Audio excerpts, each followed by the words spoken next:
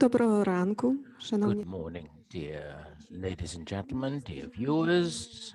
We start our panel discussion, and today we will talk about electoral reform. Let me introduce our speakers: Alina Zahoruiko, MP, and Deputy Select Committee on Organizing Organs of Government, Local Self-Government, and Regional Development. Also head of the Evgen Radchenko, expert, deputy head of the Central Election Commission in 2018 and 2019, and also Natalia Lynnyk, deputy general director of the Committee of Voters of Ukraine. Also, we have Vitaliy deputy head of Election Commission, and Harald Jepsen, senior advisor of International Foundation of Electoral Systems. So let's start. Alina, I have a first question to you. Could you please tell us what you think about the following? Well, we've had electoral campaigns recently. This year, we had local elections.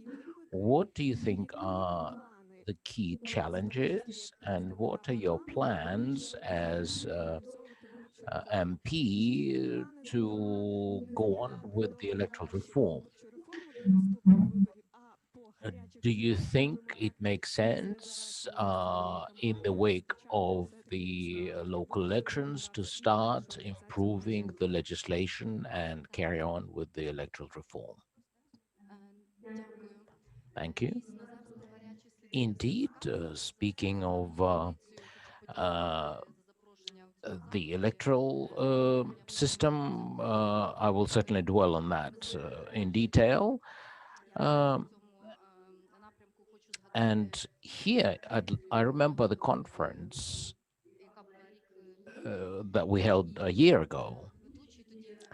And the moderator asked me, I remember, something like this: adopting a new electoral code, is it a step on the path of the reform or a jump? Well, we agreed finally that it was a small jump, but nobody could forecast, of course, how it would go, because we have a new electoral system, new legislation, and of course we realized the code had its deficiencies and imperfections. Today, though, taking into account all the challenges and shortcomings of the legal framework, I have to say that we've had successful, transparent, democratic elections. It's over now. We met all the standards. We now start receiving NDI, obesity people, or PORA, and other monitors. They are interim reports, of course. They're not final yet. We are reading and analyzing, and we look forward to final reports so that we could analyze all the shortcomings of the electoral process in Ukraine. And I have to say that in one of the committee meetings, we announced and initiated the creation of a working group that will deal with things that need to be corrected in the electoral code. The plan is as follows. We are first want to see all the final reports.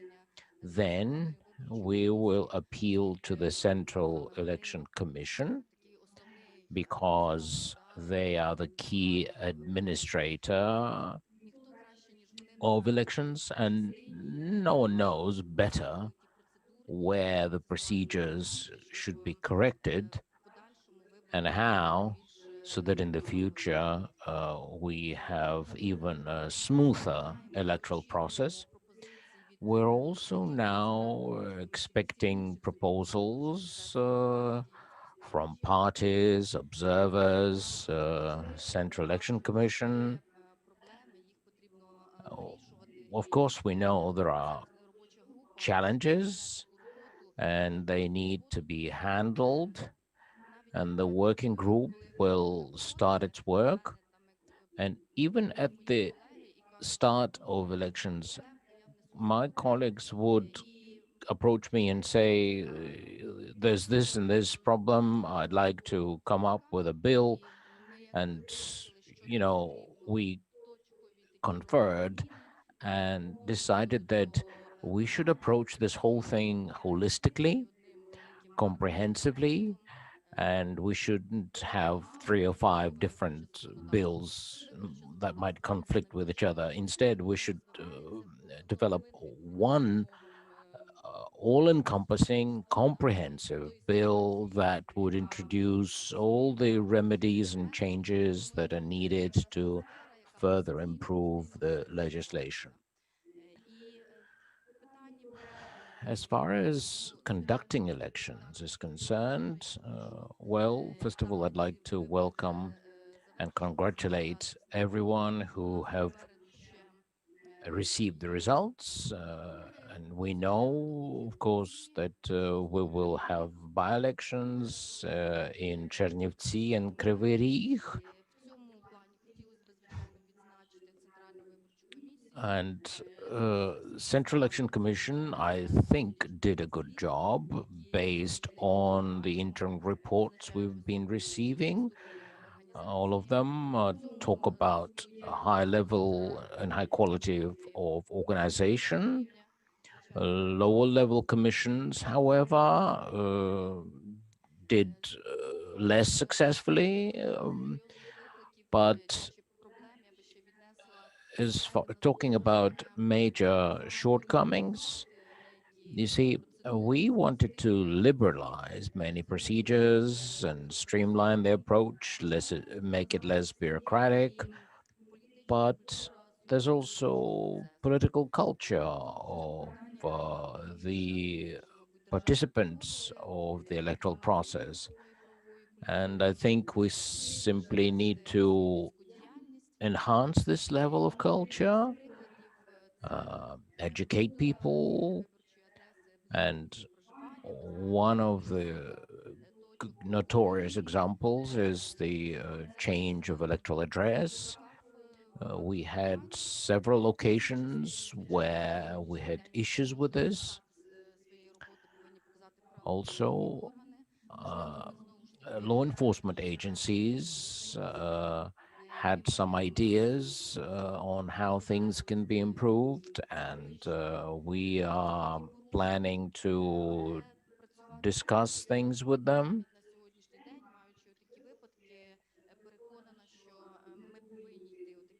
But I'm convinced that we need to streamline the procedures while considering increasing responsibility and legal culture of participants of the electoral process. Thank you, Natalia. Now I'd like to pass on to Deputy Head of the Central Election Commission. Vitaliy, at the final stages of the local elections, what do you see uh, the key challenges and how do you suggest they should be solved? Good morning, dear colleagues. I'm glad to welcome all the participants of this interesting discussion. Speaking of electoral reform is best after it was when it's completed, when it's over. Um, but we could already start analyzing both the positive and negative side of the campaign. Well, what I can tell you is based on the polls that were conducted, uh, the majority of people and voters managed to understand the new electoral system. But the issue is, unfortunately, not everyone figured it out, and we still need to certainly uh, provide better information to people, educate them. What was done by Central Election Commission together with our foreign partners was a lot, but obviously not quite enough. But it did help tremendously to make these elections successful based on the new legislation with new procedures and so on. And I should especially thank our foreign partners because the result is indeed good. But at the same time, the most recent elections were rather special because not and not just because of the reform, which is a challenge in itself, but also because we also had another reform running parallel to the electoral reform, which is the reform of the administrative setup.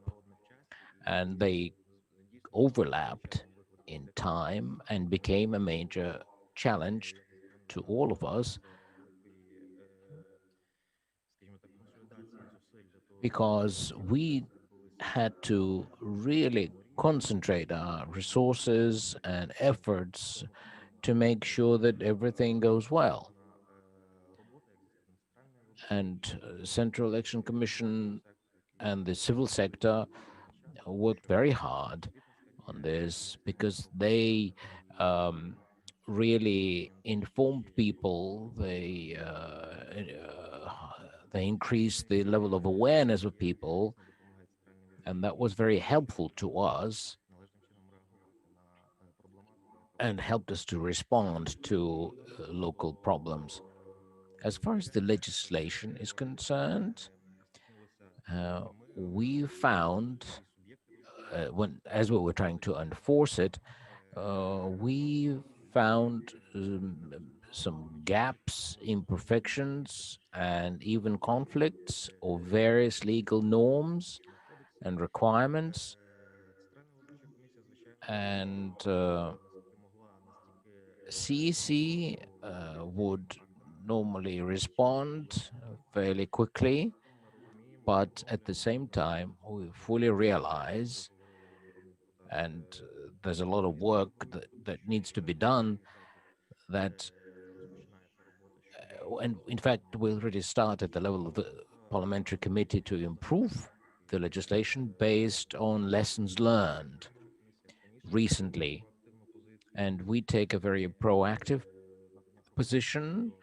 We will be submitting lots of proposals to that effect.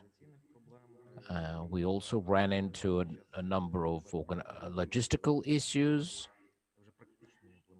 as well as practical implementation of electoral legislation. This is to do with registration of candidates and electoral disputes that deal with registration of candidates and financial collateral. These are the issues that, in our opinion, need further improvements and a better legal response. What is also noteworthy is is the part that concerns formation of electoral commissions and their functioning. In my opinion, the way the commissions are formed could become a negative factor that impacts the electoral procedures. Therefore, I think CC will continue to foster the discussion around how commissions should be formed, how they should function. And also, I think we should hold a discussion about sanctions for unscrupulous performance and neglecting the duties by some commissions, because some of them, some territorial commissions, had and demonstrated some negative factors, and they were not necessarily due to imperfect legislation, but rather because some of those commissions would simply ignore court orders and wouldn't the court orders wouldn't be enforced by the commissions. So also as far as membership of commissions is concerned, I think we need to look into this as well in earnest and see if we can improve the system and the way commissions are staffed. This may require changes to the electoral code, and some we could during the process to bridge the gaps and do away with the imperfections and trying to streamline the process and handling logistical issues. But they need to be regulated in the electoral code for the future. I think this is pretty much it as far as elections based on the new electoral code and our practice and the experience accumulated to date. Hopefully, the amendments to the legislation will be a success, and in a concerted effort between the CEC, the civil sector, and the parliament, we will succeed in improving the electoral law for the future. Thank you, Vitaliy. I think now it makes sense to give the floor to Yevgeny, expert and the person who used to be deputy head of electoral commission. Now, based on your prior experience, how would you evaluate the work of the election commission? Do you think they managed to administer the process effectively? What are the pros and cons? And what do you suggest that can be done to improve the situation?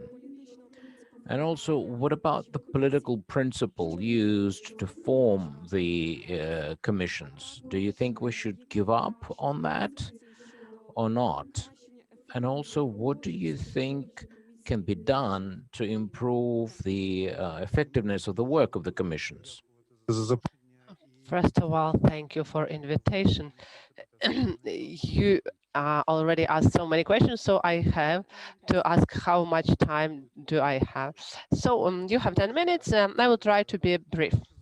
The first remark, as a former expert of the RPR on the electoral legislation reform, I'm in fact have pity that the electoral reform followed this way. So why did we need this quota system? So how the electoral reform was first drafted from the beginning of 200 when this concept was designed. So the electoral reform had to solve three issues. The first one, to unify the electoral procedures at three levels of elections, then the code should become the innovative document and become a leap uh, of the electoral reform. And the third, the code should simplify the usage of the electoral legislation. Then the Central Electoral Committee shouldn't be dealing with the legislative initiatives. So the code should have answered more questions than just pure law. So first, the codification. Can we call the document which was signed by the president a code? No. It's called incorporation because the code it's something deeper than just joint procedures. So the forming of the commission, the counting of votes and so on. So in every part they are present. But the code should unify all those procedures. Secondly, the question of a leap, of a very fast, powerful reform.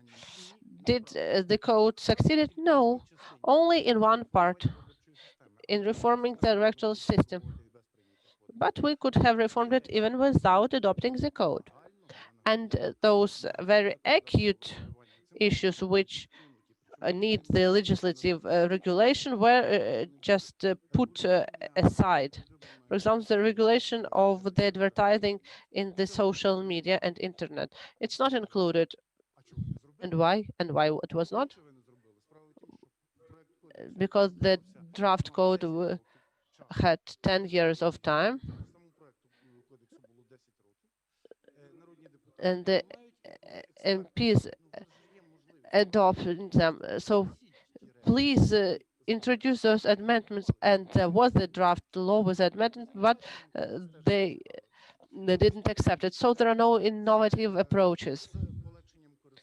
And then a simplification of users. The Central Electoral Commission was forced, and I am welcoming the aspiration of the Central Electoral Commission to regulate what was not covered by the code, but the Central Electoral Commission had to design this thing. So I had a number of questions. So how can one hryvnia can equal to 33 hryvnias by Central Electoral Commission? So the first conclusion about the code, so it's not innovative, it's not high tech. So second question is with this electoral commissions, how they function and did they succeed? So the territorial electoral commissions of the amalgamated territorial units had very complicated tasks because those commissions were formed not by the Central Electoral Commission, but by the commissions of the lower level. That's why the quality of documents was very low. The next, those small commissions were forced to use both systems, so the proportional and the majority system, depending on the number of voters, and the commissions of the high level, which had to provide the methodological guidance, in fact, introduced some mess. That's why the Central Electoral Commission and some parts of the commissions was dealing with the commissions in a good way, but when the territorial electoral commissions with um, less than 100 voters, there were no answers. So did the NGOs assisted? Did the international organizations assisted? But how? I remember this page 101 by the Central Electoral Commission and the international organization. So when the candidates were registered, some electoral commissions were taking account not the text, but the picture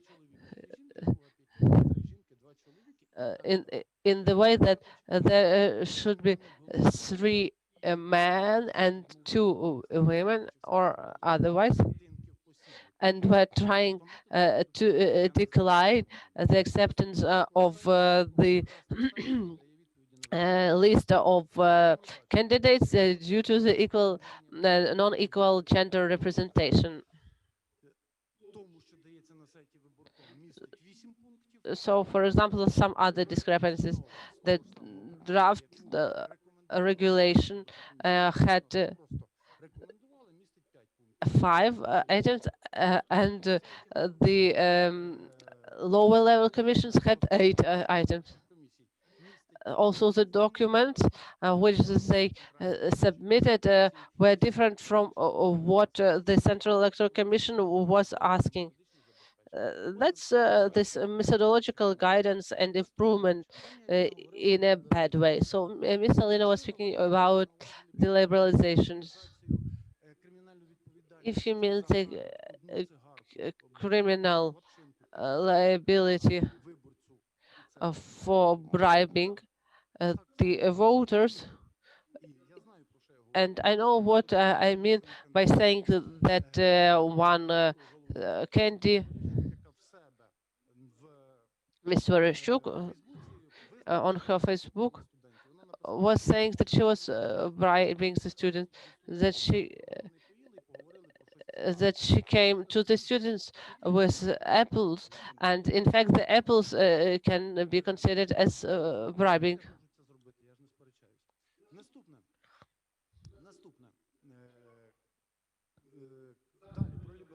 About the liberalization, we talked about the simplification of a number of electoral procedures, but if you have asked those who were dealing with the funds, they would have answered you that there is no liberalization. The code obliged the candidates and the political parties to open the electoral funds for every type of elections. So, for example, if they appointed candidates to different levels of elections, they have to open different electoral funds in not one, but and in fact, it's not possible. And there is a list from the party where there are the members of one party who are on the same leaflet. One to the regional level, another to the district level. So, and then the question, who should be paying for this leaflet? So, should it be paid by the regional fund or by the district fund? in most cases, the political parties were not following this ruling. To sum up, the code failed with the electoral reform, except two, the gender quotes and the electoral system. Дякую, пане Євгене. Пані Аліно, я бачу, вам є що сказати, будь ласка. Да, в мене є коротка рефлексія з Miss приводу Alina had a comment. виступу. I have a small Дивіться, reflection. допустю, Maybe I will leave something. So the code had to regulate deeper all the procedures for the Central Electoral Commissions not to deal with the regulatory aspects. But on the other side, the code should be simple in execution. And I think that it's not possible. So if all the procedures were written in the code and it would consist of 10 volumes, and it will be too much complicated for the Central Electoral Commission to use it. I believe that the code, which is in force right now, became much simplified because we changed its structure. яку ветував президент Зеленський. Перше. Друге, з Secondly, приводу виборів about the elections or high-tech elections,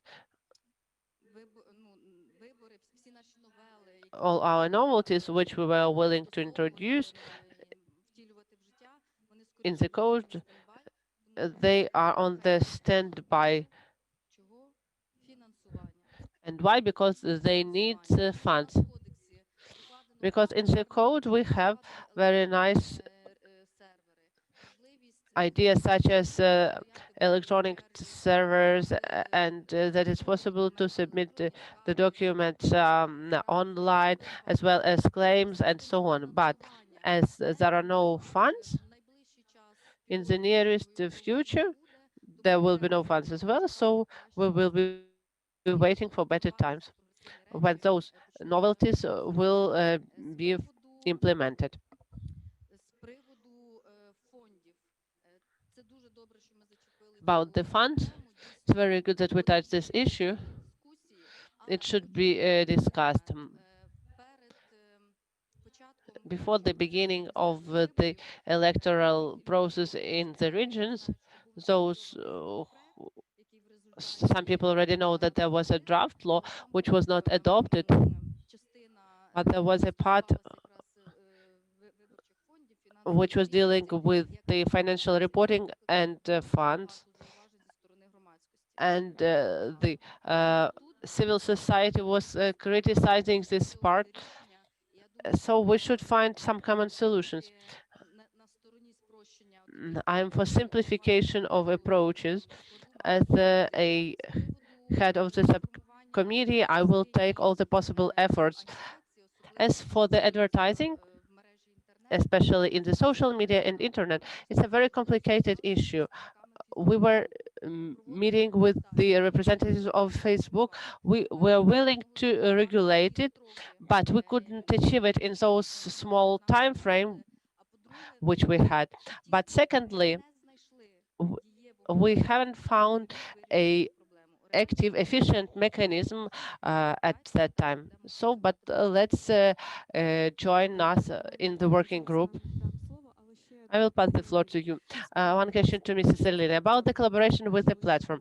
You mentioned that the time frame was very short, but do you have the aspiration to design the legislative framework for further innovative steps to have the collaboration with the platforms? Однозначно, Of course, нас 100% our committee is open подібного роду to this type of collaborations. And when we were preparing виборчий кодекс the electoral code, рахунок роботи підкомітету and we had the working group in the subcommittee, our committee became the leader in the statistics of the meetings of all the committees in the parliament. We had round tables, conferences, working group meetings. So we are not just sitting in the parliament, we are working there, and we are inviting all the stakeholders to join this work. And as head of the subcommittee, my first task is to adopt the draft law 3612 on a referendum, and we are waiting when it will be voted in the parliament. And the second must-have is to design all the recommendations. Mr. Yevgen, please. When I was saying a high tech instead of high tech means that it should be simple and clear. So can you tell me whether such provisions make it clear? For example, to quoting the party without the number. So, and when in one of the part, and I mean the substitution of the MPs, or the revoting. So in one part, it's written, it's stated that when two candidates received similar number of votes, they there is a second voting, and in another part it's written that only a vacant position is being voted for. And another provision, the some inequality provisions set in the code. For example, the parliamentary factions have some prerogatives. Of course, they do have better structures, and they could give better prepared employees to this commission. Yes, the representation of the parliamentary parties have the possibility to be present in the commissions, but they should not be prevailing zany. So for me, high tech is to have clear and very simple procedures. So who asked the to change the Article 12 and 13? So when all the commissions were mixing those two items, 12 and 13. So because it was not clearly stated what is meant by those items. So high tech means a very detailed document, but you have a very different one. I'm more agree with you than disagree. If to answer to your question, no, the code is not clear. But if to compare with the code which was vetoed, 98% of those discrepancies of the code were taken away. Thank you for this very vivid dispute. And now I would like to pass the floor to Mrs. Natalia, who is a representative of the expert environment. What's your vision of what we should do? What should we pay attention to? What are the proposals on how to solve the named issues or the issues which you see? Thank you, RPR, for the possibility to communicate my position and also to talk with the representatives of the committee. As for the communication, I believe it should be functioning better because the committee started its work in a very good way by inviting all the NGOs. But when some of the NGOs understood that they will be used only as puppet dolls in forming the new electoral code. That's why a number of NGOs decided not to participate, and now the committee ignores the NGOs and also the reports of the NGOs, which we have after the elections. Of course, we will submit them again or send them in the paper form to the committee. As for our elevation of the regional elections, the Committee of Electors believe that the code allows to conduct the elections in accordance with the European standards.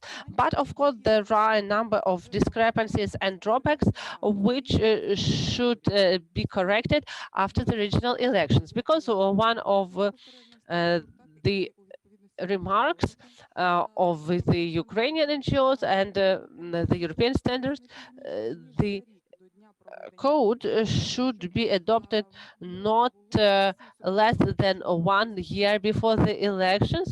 Then all the participants of the electoral process have the equal possibility to get to know the new norms of the code.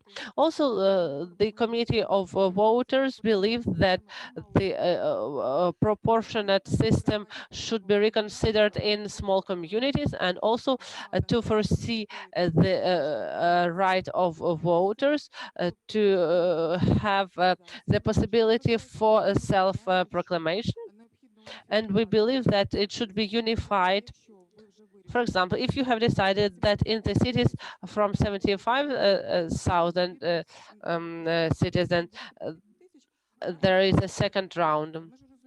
And we understand that this parting which we had right now was a formal one. And none of the representatives which was elected from a specific party will not be liable.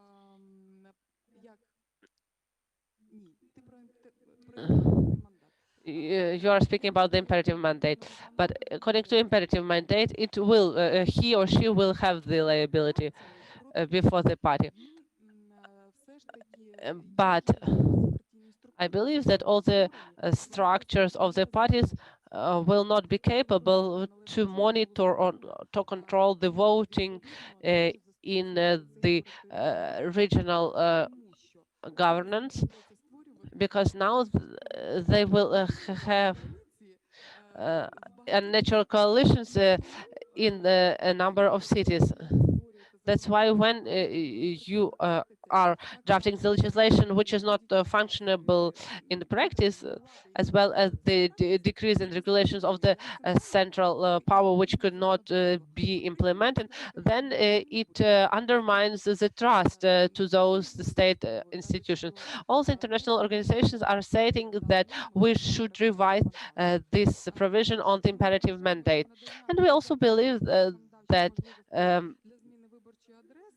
the citizens should have this right to change their address, and we have that case in Kateryna gas, and only 2% of people used this provision.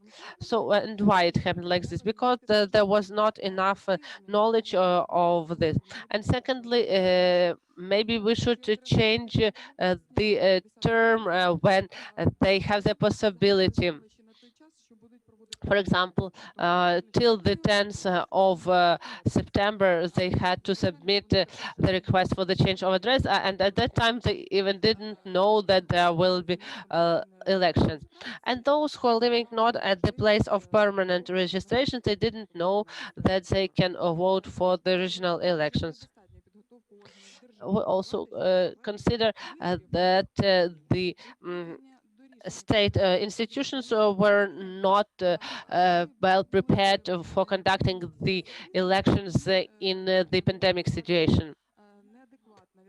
And inadequate responsibility was laid on the local government. So all around the world, all the elections except Ukraine were financed by the state budget to have the anti-pandemic protection unified.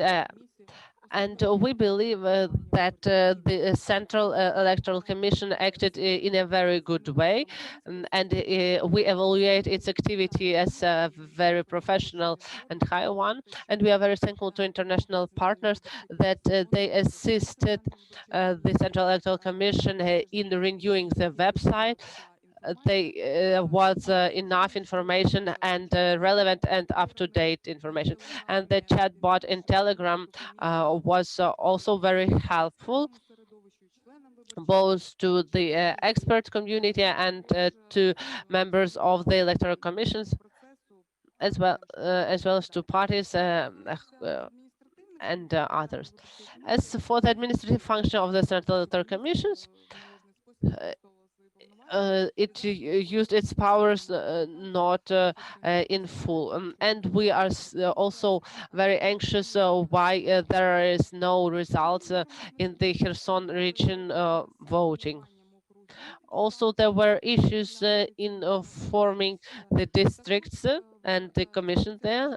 In 24 cities, the candidates' clones submitted them for the voting. That's why we should have this new provision how to eliminate the possibility to have candidates with similar surnames when they are not real people. Then the issue of gender equality and the funds. Another issue was the facts of massive advertising of candidates who were not still registered. And the committee of voters were suggesting a long time ago, as we had 25 years of experience,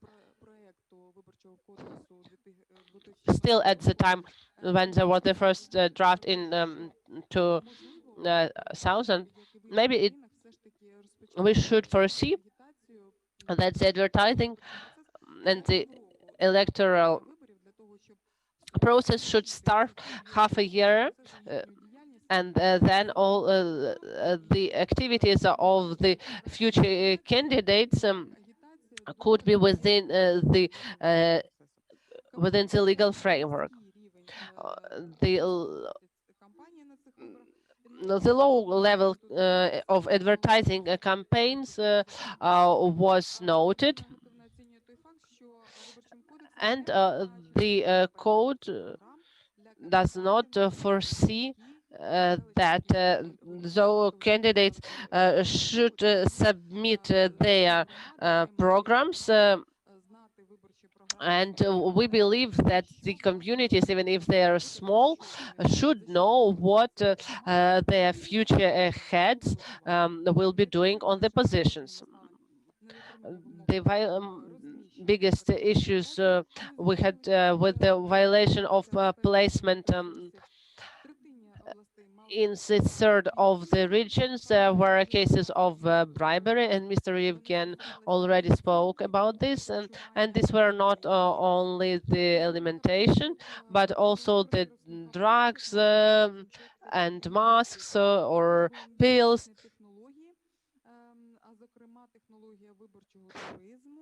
Then there was electoral tourism, which is something new, and it happened not only Odessa region, but also Zaporizhzhia, Ternopilska, and other districts. And then the administrative resource was used by the president.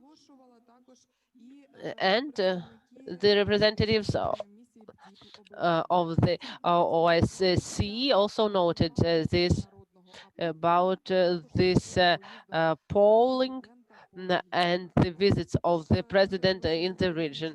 And the committee of voters also noted that those criminal liability is high this time. I will answer your questions if you have any. Thank you, Mrs. Natalia.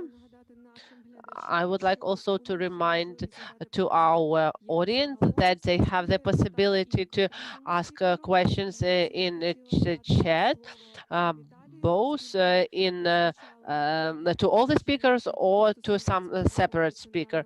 And I'm now passing the floor to Mr. Vitaliy. Passing the floor to you. Thank you, Mrs. Adina. Так, так, чути. Дякую вам за слово. На жаль, просив, але не дали змоги виступити, коли попередня така своєрідна дискусія. We had a similar discussion, and I was willing to participate, Надам на and I will provide some remarks. були сказані.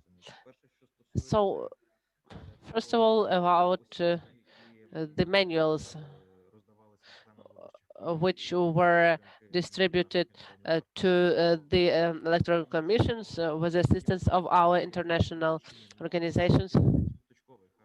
I believe that those cases when they considered the pictures more than the text, and these cases should not undermine the effect of the enlightening mechanism. So in this case, we shouldn't appeal to the fact that they were looking at the pictures rather than text. These are some individual aspects, but not the massive approach. And that's why I would like to thank to our international partners that they took a lot of efforts to conduct this enlightening campaign. And I believe it was a successful one. And it was evaluated highly by the experts. Secondly, about the Central Electoral Commission's having different standards. We were providing the recommendations and examples, and we included the information which was required by the law. If they were written in a different way, the Central Electoral Commission was not saying that it's a wrong way. In its recommendations, it was written that they are advisory, that if all the standards were followed, then it's not an issue if something was written differently from the recommendational examples. Maybe there were some individual situations when some electoral commissions had some issues with this, but I believe that no one is saying that all the documents should meet the requirements of the electoral code, and we were highlighting this. And the last remark is it's strange to hear that the Central Electoral was not active about the results outcome of the voting in Kherson, because the Central Electoral Commission is following this situation, and we were asking the Kharkiv Kherson Commission to follow the rulings of the court. And there were some court rulings which came into effect, but they were not taken into account by the Electoral Commission in its previous composition. So the court obliged the regional commission to take the steps, and the Central Electoral Commission took all the possible efforts to find the solution, because all the rulings should be followed. Дякую, пане Віталію. І ще надаю Thank you, Vitaliy.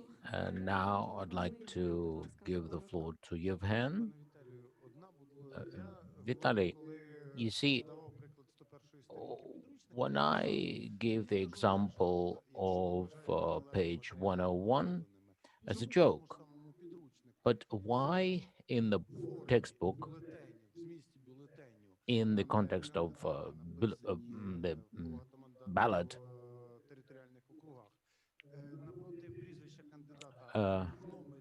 opposite the name of the candidate you use is 0, but in the resolution of the CEC there is no 0. This was very confusing, both the headquarters of political parties, because the textbook, or the guidebook rather, and the resolution were in conflict. пане Віталію. Чи хочете прокоментувати? Would you like to respond? Sure. If you read the resolution carefully, it clearly states that 0 or without 0, the ballot can be counted. No problem. Excuse me. Давайте будемо говорити один одного і поважати I, один одного. I'm talking about a different resolution, the resolution on the electoral ballots. What is listed in guidebook, the circulation was printed and they were circulated, but there's no conflict. Thank you. Дякую. І я б хотіла перейти до Okay, нашого thank you. головного Now I'd like to give експерта. the floor to our international Будь expert, ласка, Harald. хотілося почути вашу We експертну would like to оцінку, hear яким your є expert виборчого evaluation процесу of not 2020 року just насамперед, the а й загалом 2020 виборчої electoral реформи process, і її but поточного generally стану. of the Будь ласка, electoral вам слово. reform and its further steps. Thank you Thank very you. much. I will speak in English, so I will encourage you to use the translator service available online and in the presence of the panel. Thank you first to also the co-panelists here. I was very happy to hear from Ms. Zahoruiko that we'll continue the work in the parliamentary subgroup on the election code. We are certainly ready to, from the side of IFES, together with our partners, to take a very active part in the work of improving the election code and other legislation with an impact on the elections. I think there's a lot of lessons learned from the current local election process that is still ongoing. We are already gathering some of these lessons learned, and we have seen also the preliminary recommendation from some of the observer missions. And I'm also glad to hear from Ms. Zahoruiko that we will take all this into account. I'm also glad to hear that all the players that have hitherto taken part will be invited again, including our partner, the Central Election Commission. Let me just say that we have a lot of lessons to implement before the next elections. If it's as planned now, that will be the 2023 parliamentary elections. I would support a lot what had been said by other speakers in the audience, but I would just focus on two observations from this local election process. First of all, again, we saw that a late adoption of the legal framework caused a multitude of problems and challenges for the election administration as well for voters. As you know, IFES is heavily involved in both voter education campaign and in providing training for electoral participants, including the election commissioners. And I listened to the issues that seems to have been with some of the material developed, but I will also ascribe that to the lack of time before the elections to roll out. But still, we managed to run seminars and print a lot of material to support the Ukrainian local elections in 2020. The effect of that, we could see the impact on the Central Election Commission, the informational analytical system VIBORA, used for passing the preliminary results from the lower level, was not, and to the Central Election Commission, was not updated for this election. There was, though, locally, inventive heads that made computer programs to aid the results process, the establishment of the results process. But these could, of course, like the OSCE developed program, only have recommendatory nature, because time simply didn't allow for them to be get an official approval. So there are certainly domino effects that affected this process. I would also make a point on the issue of further professionalization of election commissions. IFES is of the opinion that election commissions need to include a professional element.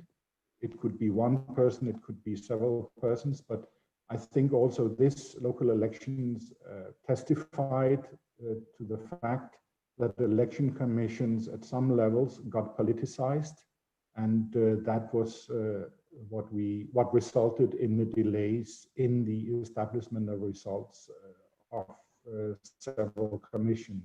I think that we should really sit down and look for ways to professionalize the commission. I will also mention another fact in this relation, which is that it is now time to roll out the local and regional representatives of the CEC in the field. I think that would also allow the CEC to more operationally intervene in and assist election commissions that for one or the other reasons do not establish the results as they are supposed to, including also implementation of court decisions. It is in the world practice highly unusual that there's such a big country as Ukraine, that the election authorities do not have the representation at sub-national level, at regional and local level. I know this is a financial issue, but it's certainly an issue that will be a good investment in raising the quality of future elections.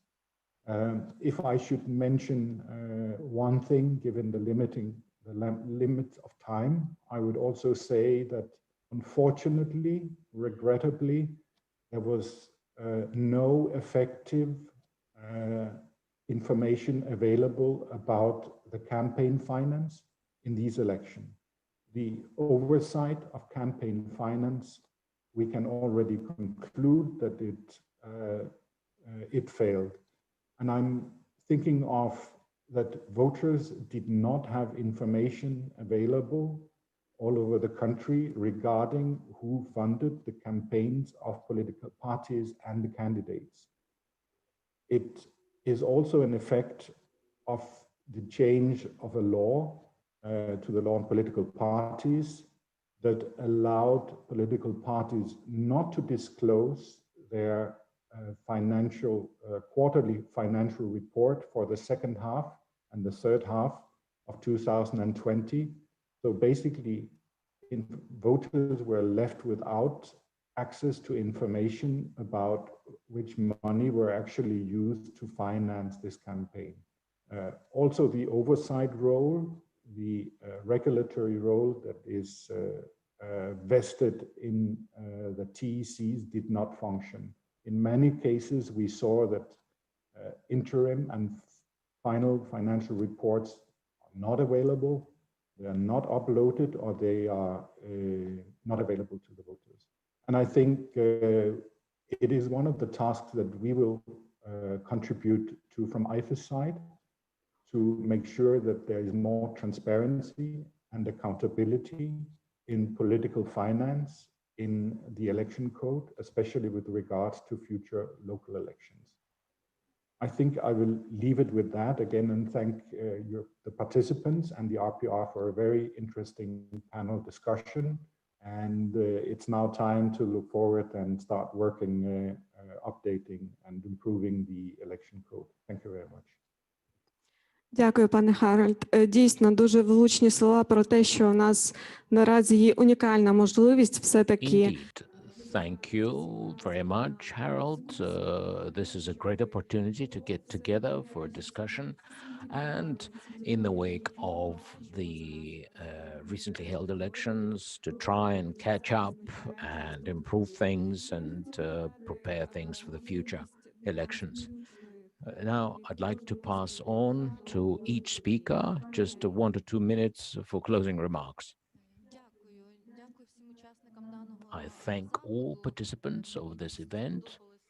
I really liked the discussion. It was quite lively. I hope it can be continued in the format of our working group. I would like to say that we invite you to cooperation. The key thing is that all the procedural moments can be rectified. However, the major challenge in the electoral system це все-таки є is культура, a legal свідомість culture наших and громадян. Тому я закликаю consciousness всіх of в цьому напрямку також більш активніше voters. брати участь. Дуже гарно ми з вами And співпрацюємо. I hope that we will live long enough to see the day when we have no speculations and falsifying, vote rigging, and so on. But we need to put an effort into this. Thank you, Vitaliy. Over to you now. Thank you. Based on today's discussion, I would like to say one thing. Indeed, we see some gaps, and I hope that the things that were raised as far as the shortcomings is concerned in the electoral code of Ukraine, that these will be reflected in certain proposals and initiatives, and the working groups that will be working on these issues will indeed contribute toward improving the electoral legislation of Ukraine. Thank you, Yevgeny. I thank the organizers for this event. It is needed. In fact, after elections, this seems to be the first event of this kind. Even though it's online only, but nevertheless, it's still useful. I thank Olena for inviting me. And indeed, we look forward to improving things. But I have a request to parliamentaries, political parties, and CEC. Please try to create an electoral legislation, not just for one situation or for one election, but a universal legislation that will be here to stay for the future. Thank you. Natalia, I also thank the organizers for this opportunity to express my thoughts. I thank CEC for your readiness to hear us. We should wait for the final results, of course. There will be by-elections in Chernivtsi and Kryvyi Rih. As far as select committee is concerned, despite the fact that this subcommittee is very busy, we still hope that you will be able to continue the work right after New Year, and jointly, through a concerted effort, we will be able to streamline the procedures for all subjects of electoral process, as well as the administrators. Plus, I hope we will improve things for the voters. But by the way, I think voters did a good job compared to Poland. For instance, they were good in figuring out how things work, and most of them filled out the ballots correctly. Okay, thank you very much. Harald, Thank over you to very you much for closing again for remarks. this opportunity, and I would thank RPR for making this platform where we can all meet available to us. I think, in a sense, you have shown today that all experts, this election administration, the politicians, and all interested can take part and shape the current and the future of Ukrainian election. And that in itself is a really great achievement that you should be proud of in Ukraine, because it's not common in many countries that you can have this open dialogue. And I think it's a very promising for the process that we will begin hopefully shortly after New Year in making sure that future elections will up to the highest international standards and best practices. So thank you again all for this opportunity. And thank you, RPR. Дякую. І на завершення нашої Thank you. In conclusion, I'd like to thank the organizers for the wonderful opportunity to bring together all our experts and panelists. Thank you for your active participation. It's been a pleasure to get together and discuss the issues that actually are valuable and important for the future of this country. I hope the electoral reform will not be delayed, and indeed we will get back to the professional discussion very soon. I thank the viewers and the speakers. Thank you.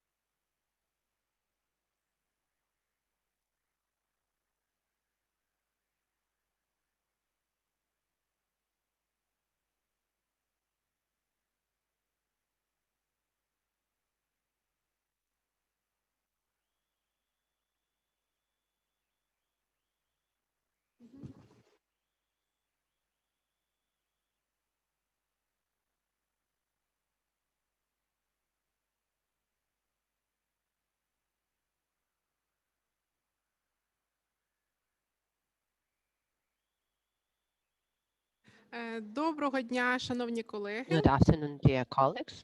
We will start our next panel discussion. Today, we have a very important event. Today, within our RPR recommendations, we have the first brief on the gender equality briefs, and it's one of the 22. And those topics were included in this brief: decentralization, the electoral reform, the labor reform, education, social sphere, health and media reform, and also the importance and influence of COVID-19, and also the gender-based violence. Together with the RPR, we joined the efforts of the experts to draft this brief, and I am very thankful to NGOs, Center for Democracy Development, Gender Progress, Veterans Female Analytics Center, KRONA, Трудовая инициатива, Public Health, Legal Females Defense Protection, and also Maryna Rudenko and Larisa Kobalyanska for development drafting of this brief. Today, in this discussion, we have moderator Nadiya Milena Horachkovska, Ukrainian Women's Fem, Maryna Bardina, MP, Co-Chairwoman of the Equal Opportunities, Kateryna Levchenko, the Governmental Commissioner for Gender Policy, Alina, CEO at Ukrainian Foundation for Public Health, Director of the Health Rights International Office in Ukraine, Larisa Kobalyanska, Coordinator of Public Council on Gender Issues at the Equal Opportunity Inter-Factional Deputy Association, and Maryna Rudenko of the Canadian Project of Police. And it's not the first time that we are meeting to discuss the brief. The brief was presented on August 11, and there were around 70 participants who participated in the discussion, and we took into consideration their recommendations. So today we are discussing the brief with the recommendations. So within the next 1 hour and 15 minutes, we have the possibility to discuss what is important about this brief, or what is lacking due to the short form, what happened from this time, and what should be our further steps. I would like to invite Mrs. Maryna Bardina, and I'm asking to comment. I have several questions. One of them is about the political participation of women. It's one of the key aspects, because we cannot implement the reforms in the sphere of rights of women without their participation. So the electoral code now contains the gender quote. And on those local elections, we saw that there are some issues, violations of quotes, that the female candidates were taken away from the list before the elections, after the elections. Do you have any aspirations or plans to introduce the amendments to this code, and also to take the gender perspective in the COVID perspective? Thank you. First of all, I would like to thank that we have the possibility to speak about the gender equality. And in our country, we have the possibility to speak right now about this, and with the cooperation between the parliament and the government and NGOs and international partners. And today is the program of 16 days against violence. It's a world program, and we should increase the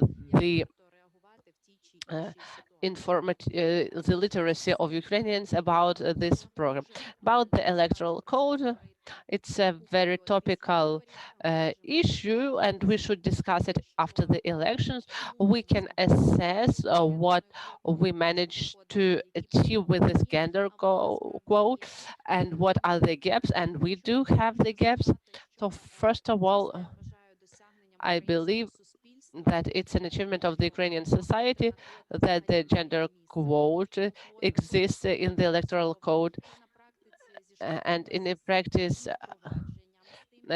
I saw how different parties were searching women to their parties. For some, this was a challenge. For others, it was a possibility to attract professionals to their list. And I very often listen that a lot of people were saying that why you have voted for this, that we had to do additional work to find women. But gender quote is a basic need which we voted in the code, because it's a possibility for women and girls who are willing to be politically active to have the possibility to be politically influential. Of course, there were issues that women were dismissed from the list, and also there were cases when women were transferring their positions to male candidates. So at that time, we didn't find the solution how to protect this from these types of situations. That's why I hope that at the level of Parliament we will review the draft law, how the gender quote functioned. I don't know whether the Parliament will have the political will to change something, because when we voted for the gender quote, it was a turbo mode, and the opponents of gender quote, they didn't manage to react as they usually did, and I believe that it's a success for all the generations of women who are fighting for gender equality, or all women and men. As for the results of the elections, I believe that the quotes really succeeded, and the number of women in the council increased, and it's around 30% plus. And it's very good that we have it at the legislative level, and they will continue their work. And in the next elections, more and more women will be involved in politics. And another thing which I noticed, that at the local level we always had more women, and when more funds were preserved in the regional budgets, then less women are represented in the government, in the councils.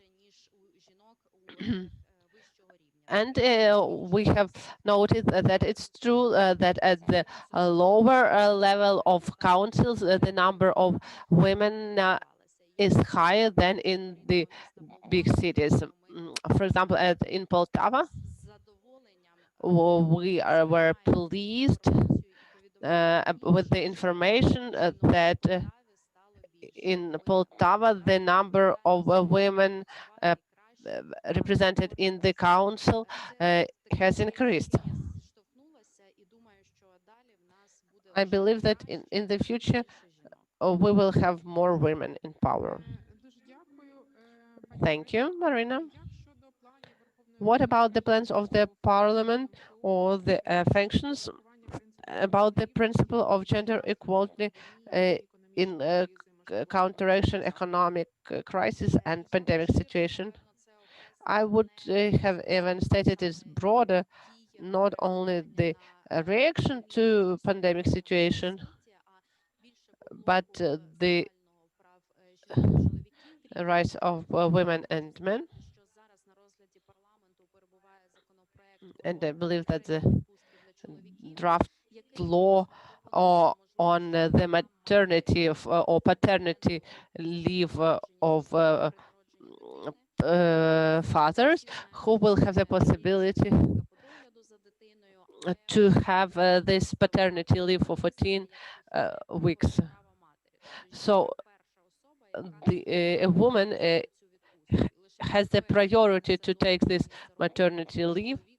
Only then a parent, a father, can have this parental. And so we are so we will have this draft law when a father will have the possibility to have this paternity leave for 3 years. The second draft law, which is very topical, especially when this program on the anti-violence, so that's the liability, criminal liability for the offenders, and it should not be only fine, but this should be also socially beneficial works, and usually those fines are paid from the family budget. That's why we believe that women will not call police because they will be thinking that money will be taken away from their family budget. That's why we should give the possibility for the families not to suffer from in financial way from the offenders.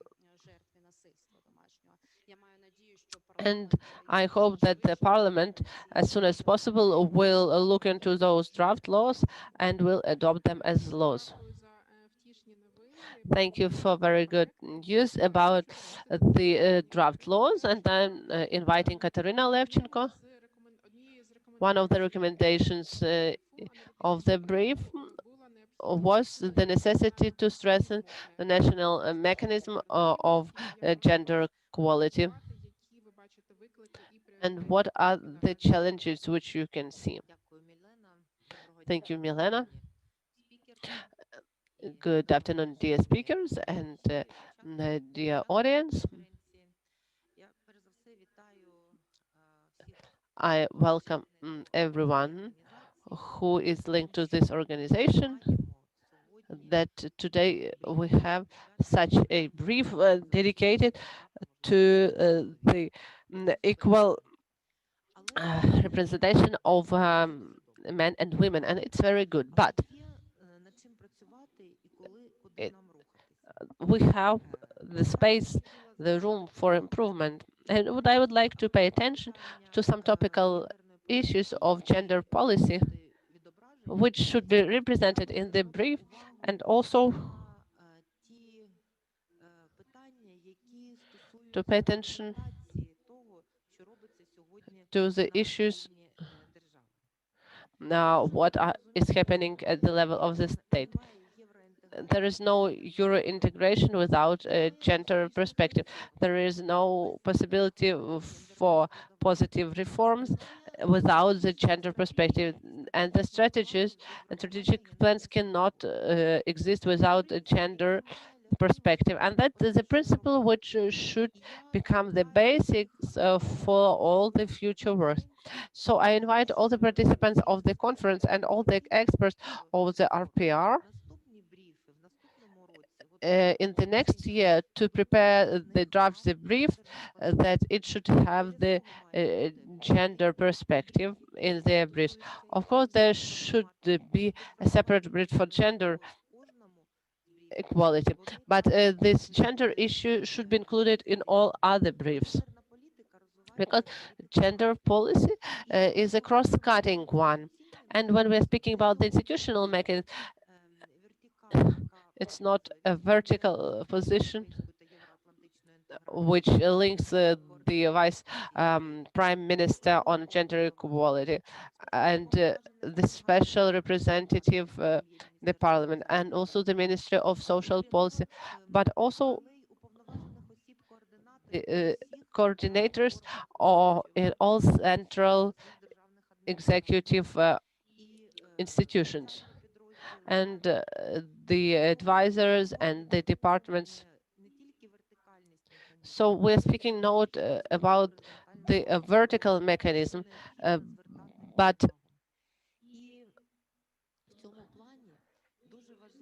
we should also understand that gender equality is a principle, is the mechanism necessary for collaboration with international partners and international donors. On the 8th of October, the Partnership for Coordination,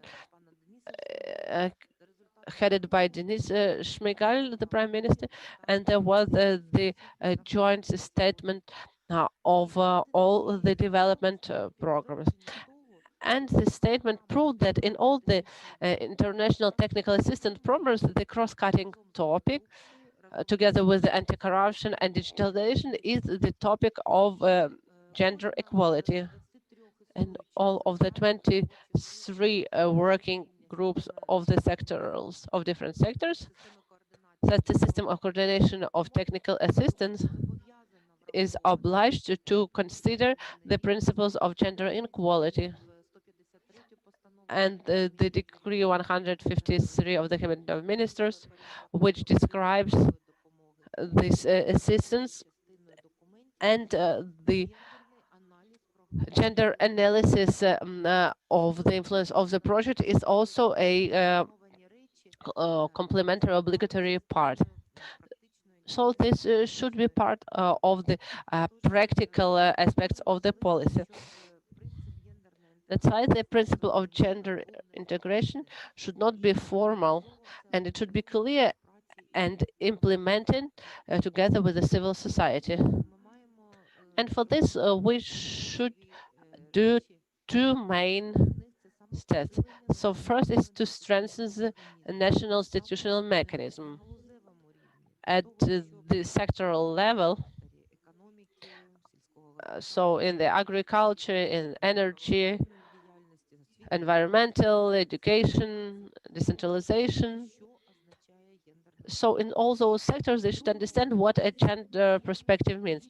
Secondly, that we should have a strategic approach in all sectors and in all areas. And it's very important that the NGOs, while preparing the draft Beijing 25 plus, and this document should be linked to the Sustainable Development Goals and other international frameworks. So this work has been done, and without this strategy, it is complicated to develop the principle of gender integration and to achieve gender equality in all areas of governance. That's why the development of the national mechanism is one of the key tasks which should be under control of the state and the civil society. Thank you, Mrs. Kateryna, for such detailed comment and recommendations. And I would like to ask you to comment on such question. In the brief, the topic of the agenda, peace and security is the first topic. So today it's the anniversary of the adoption of the resolution. And now the second national plan till 2025 was adopted. Would you be so kind to comment what are the novelties of the new plan? Does it provide the national coordination? And also some advices how to make it more efficient in the regions. Thank you.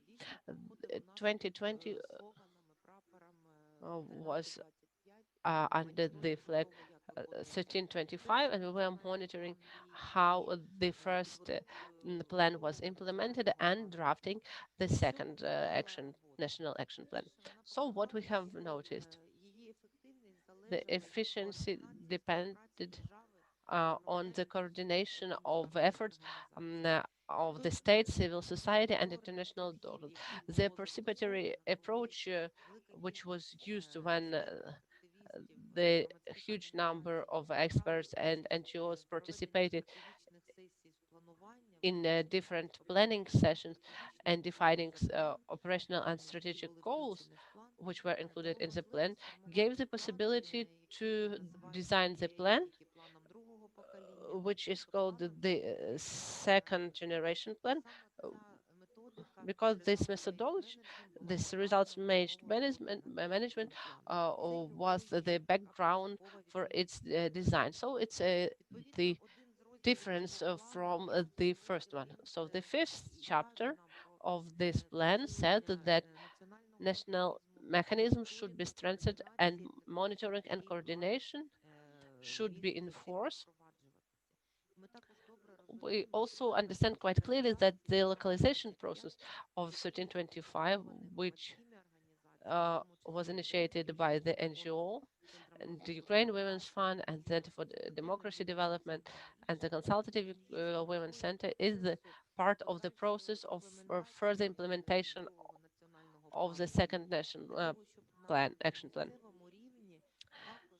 And at the regional level, they should not only understand the agenda of 1325, but the specific tailor-made events should be designed according to the specific regions, because the agenda of the women, peace and security is a framework for implementation of the gender policy. And we are very happy that we have this collaboration with NGOs, and we need more attention to bring to the work of the local councils, those who are now elected to the new councils are represented by very active women. And we believe that we'll have more support at the regional level. Yet the process of the drafting of the National Action Plan 1325 was a very broad one and very participatory. And we hope that the drafting of other national policies will be conducted in the same way. And now the plan of measures on the implementation of communications strategy on gender equality is now being drafted. And we are participating in this. And we believe that the communication plans should reflect the real directions, the real issues of the policy, so the practical aspect. And that's why the representatives of all central powers are invited to this process. That's why this process on gender integration is implemented in practice. So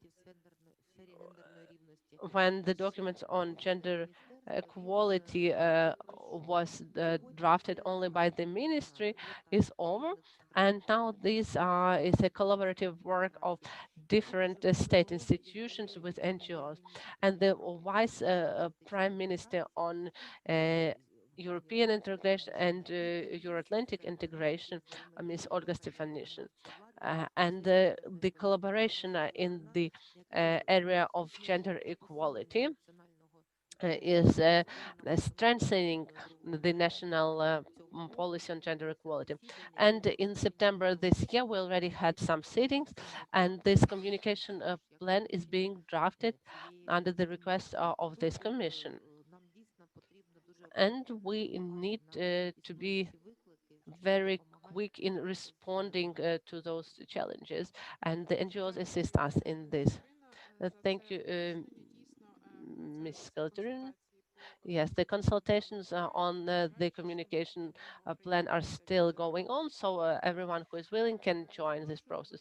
I'm inviting Mrs. Alina Skipalska, and I would like to ask you to comment about the challenges and priorities in the implementation of principles of gender equality in medicine, social sphere, and also please tell us a few words about the counteraction of the gender-based violence. Thank you, Ms. Milena. Dear colleagues, good afternoon. Yes, and I had the honor to be in the team of experts who were drafting the brief on the gender equality, and I was dealing with the health and social sphere. And as Mrs. Kateryna Levchenko mentioned, we cannot talk about the reform of the health care and education without taking into account the gender perspective. So first of all, I would like to speak about the influence of the COVID-19 on the conditions of women. Everyone is talking around the world about it, and Ukraine is not an exception. So COVID-19 increased the issues which existed in the sector of healthcare, and also a challenge for the reforms, and the most vulnerable groups were limited in access to those services. 90% of medical care are women, and they also belong to the risk group, both to the to lose the jobs due to COVID and also to be infected. And also the issues which were highlighted in the brief, that the lack of the protective masks, and also how to use different methods, and also that's the money needed for the treatment and pills, because the number of those who were infected by COVID in the medical sphere is very high comparing to other European countries. And we can see also the similar tendency in the social sphere. Part of those social institutions were closed, and some of them were switched to different type or to different mode of work. There is also a problem of a limited spectrum of services given to ladies. And another problem is that we see an increase in domestic violence during the pandemic. At the same time, we see underfunding of social needs from local budgets that is due to redistribution of funds for COVID-19. Another issue is countering domestic and gender violence. We remember 2018, when a fairly good and very important law on combating domestic violence was passed. Back then, around 30 bylaws were passed, and we started to implement new specialized services for victims of domestic violence. Things like shelters, daycare centers, mobile teams, and we now also have a call center. And now new models and new forms of assistance to victims are being used. But at the same time, we also have some working groups comprising NGOs, experts, government officials, and before the law was passed, this team contributed greatly to developing the bill.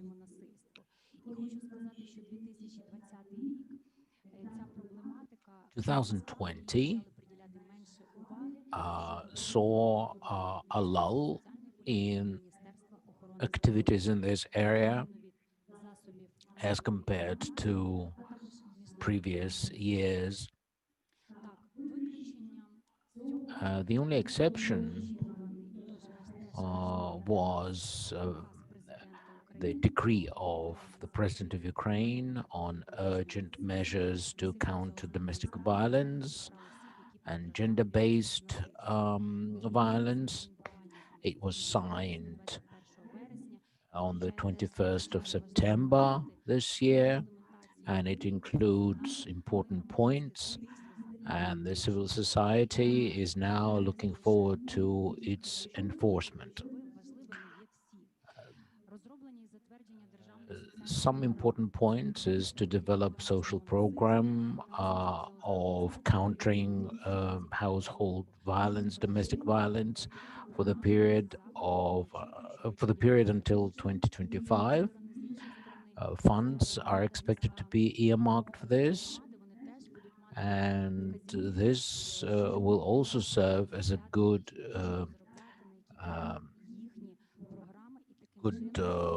guidance for the local authorities. Improvement of coordination between the subjects and stakeholders involved in combating household violence. But what's also important is to manage this well, and this will help the local authorities tremendously.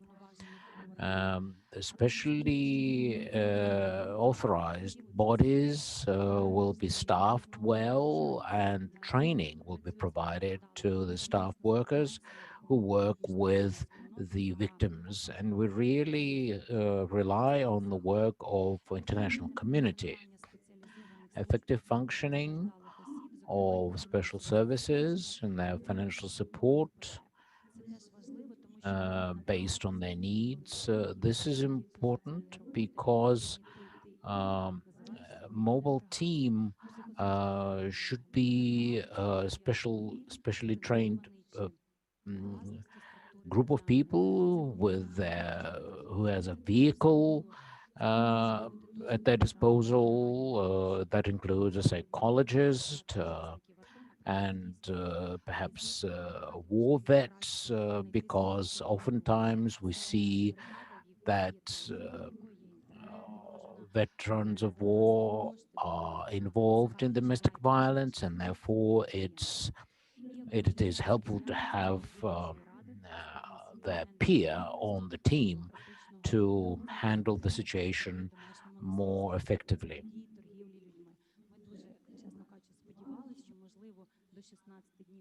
We really hope that until the 25th of November, the council that I am a member of will finalize its work. Domestic violence, of course, still exists due to COVID-19, becomes more obvious, and the number of cases is not dropping. We need to improve the effectiveness of this sphere, because this is one of the most successful reforms in Ukraine. Our third area I'd like to talk about is healthcare reform. And regarding the reform, or healthcare reform, and reform of public healthcare are important for ladies because um, we need to look at groups like uh, women that are drug addicts, HIV positive, ladies with TB. It is important that under the conditions of COVID-19 lockdown, these ladies have access to medical services that they need in addition to, of course, COVID-19 protection. So that means we need to provide equal access to them, to these ladies, to the healthcare services, and we mustn't forget about ladies in rural areas, on the gray zone, also HIV positive, or the ladies who are in conflict with law. We should also step up the reform in social sphere, and I'd like to emphasize the need for this. We should also create centers for social and medical services, and this is part of what Ministry of Healthcare should be doing. More shelters are to be used, and we should make sure that social services can be provided to the victims using the funds of the local budgets and charities, because this would stimulate all service providers to do a better job, which include government bodies and NGOs, of course.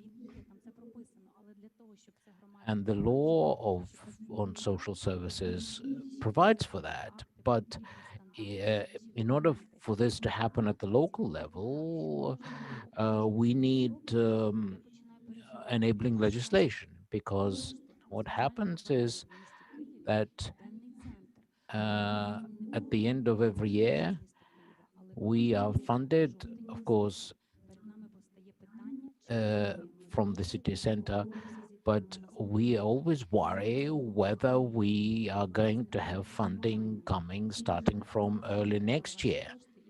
And so we need stability, because the people, the ladies for whom we care and to whom we provide services really need those services. And I don't mean increase in payments, because that wouldn't be a reform of the social sphere. Reform is quality services in the community to men, women, and children.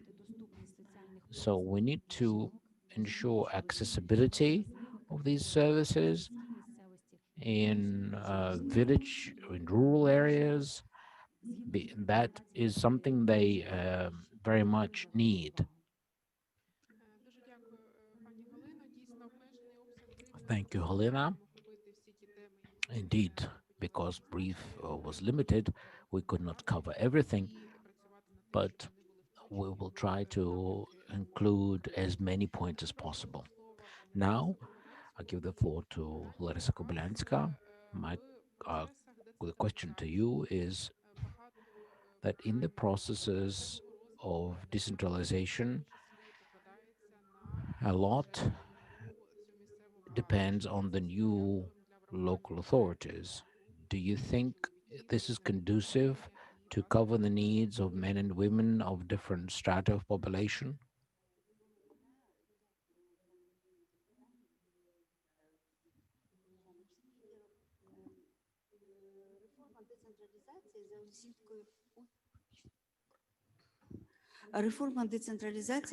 The decentralization reform, based on many international experts, is considered to be one of the most successful ones. The reform is still ongoing, and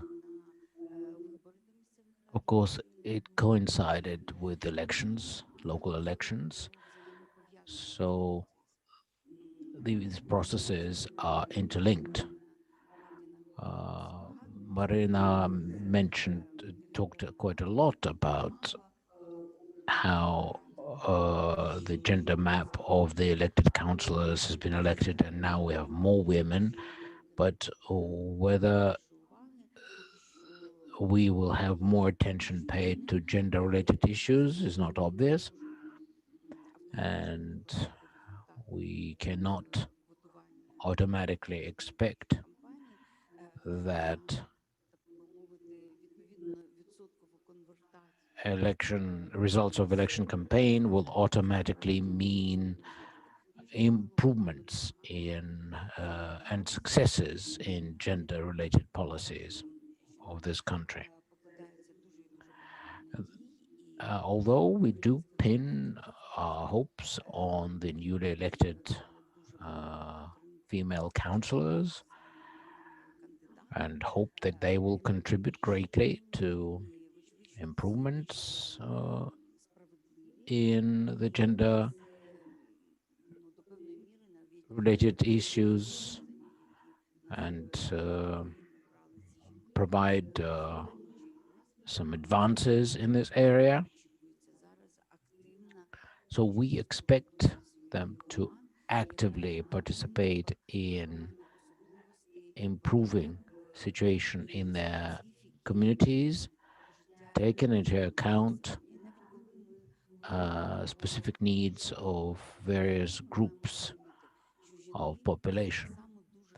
But women happen to be very diverse, and we have women and who lost their husbands in the anti-terrorist operation, also ethnic minorities, and women with disabilities and single mothers, and each of these subgroups has its own specific needs.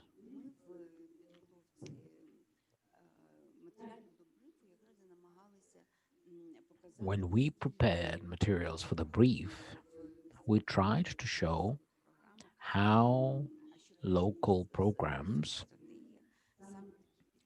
take these needs into account. The Ministry of Community Development approved the strategy of gender equality for 2020 and 21. And one of the tools to implement the strategy is the gender-oriented budgeting. But even though this tool is officially recognized now by the Ministry of Finance and is taken into account when forming the budget, currently its practical use is fairly complex, both due to lack of understanding of what it is, as well as due to lack of practical experience. And I'd say that a significant role is played here by the fact that using specialists here is unsatisfactory. Forming local budgets, especially a participatory budget,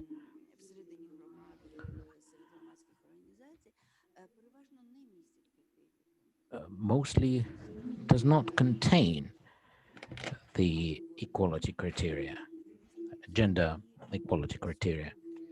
But we should certainly try and ensure that the rights of men and women are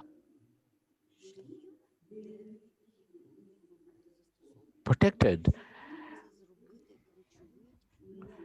And this is the area that is also rather sensitive, and we need to make it inclusive, transparent, and this is what the society is expecting. And of course, this is the task of the recently elected councillors at the local level. Now, speaking of challenges today, the lack of sustainable expert advice and involving experts into the process of developing local policies and programs is something where we are lacking. But having said that, we see that local activists are becoming more active, especially young activists at a local level.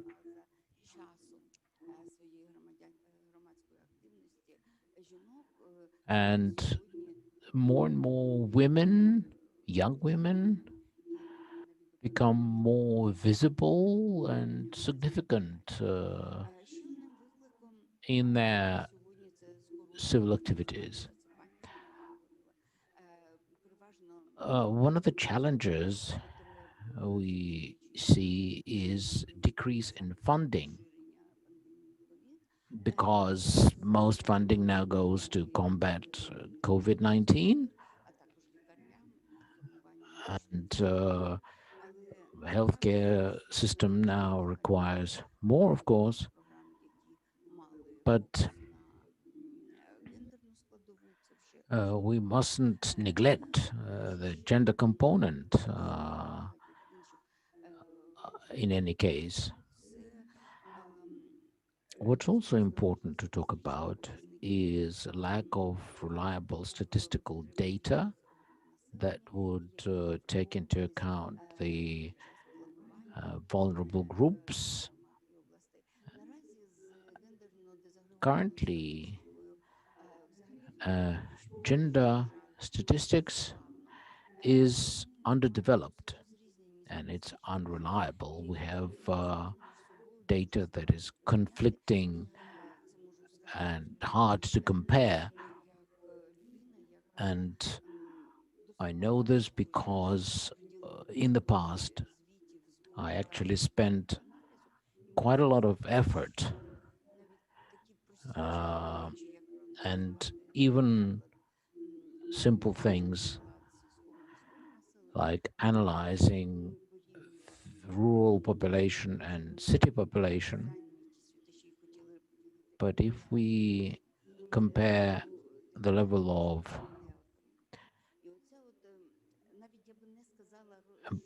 employment, for instance, even that is hard to compare.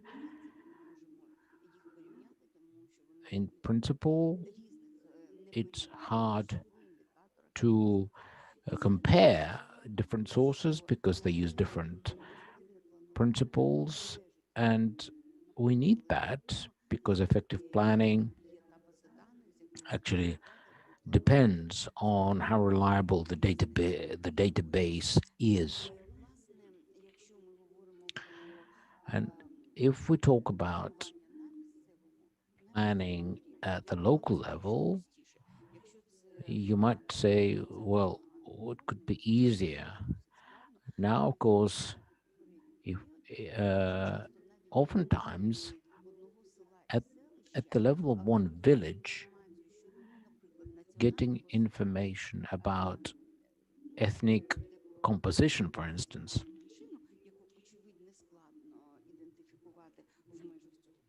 which is hard to identify.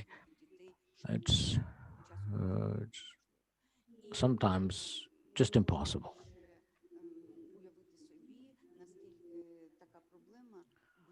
And so you can imagine how the problem will be exacerbated at a higher level. Speaking of recommendations in the brief, the first recommendation is to ensure gender component into the strategy of regional development until 2026. Recently,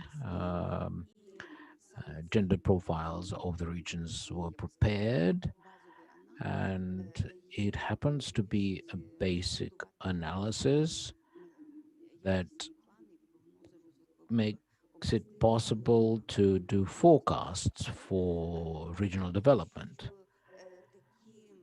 But these profiles of the regions can't be created just once and then you use it for the rest of your life. Well, it's not like that, because everything is fluid, and demographics changes, other things change,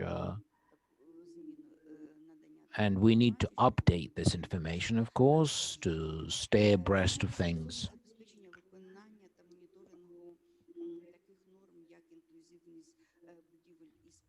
Regarding inclusiveness of buildings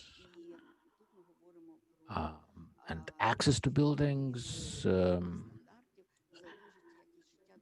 quality of life of many people depends on these standards, and they're not just people with disabilities. Also, methods of how viable communities, local communities are evolved and formed depend significantly on gender component. So it's important to include gender component and also analyze the legislation about local self-governance, and to make it mandatory for the village councils to include gender component in their policies. And councillors and local self-government representatives have to be competent in all areas, but that's of course wishful thinking. It's not quite possible, but on the list of competences, the gender-related component needs to take its important place. And we hope that the newly elected councillors at the local level hopefully will have gender-related issues high on their agenda, because during the election process, of course, women supported them. Thank you, Larissa, for drawing our attention to the importance of standards and adhering to standards. Irina, over to you. Thank you. Statistics and parameters are indeed important. The working group in the State Statistics Committee developed a draft resolution of Cabinet of Ministers on monitoring in the area of gender equality. Currently, this resolution is with the Cabinet of Ministers, pending adoption, debate and adoption. And if the government supports this, it will be certainly a major step forward. But there is one point that needs discussion. When a new format of Ukrainian passports was introduced, and there was this requirement not to use ethnic background in the passport, because no one cares about ethnic background. But we need to decide upon this at a philosophical level. Do we collect the information about ethnic background, or we don't? Because we see that the need to adhere and protect one right of the individual might create a conflict with another right. And the civil society will certainly have to stand up for this, because many people think that ethnic background should be mentioned. Well, nationality of Ukraine doesn't mean any discrimination against any ethnic background, because we all have the same nationality, which is Ukrainian. But the ethnic communities that are concentrated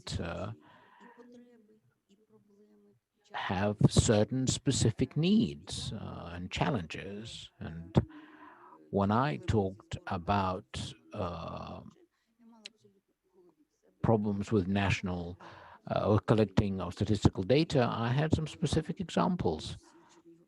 In one of the villages in Chernihiv regions, where Roma community lives, the village head has no idea how many children from this community attend school.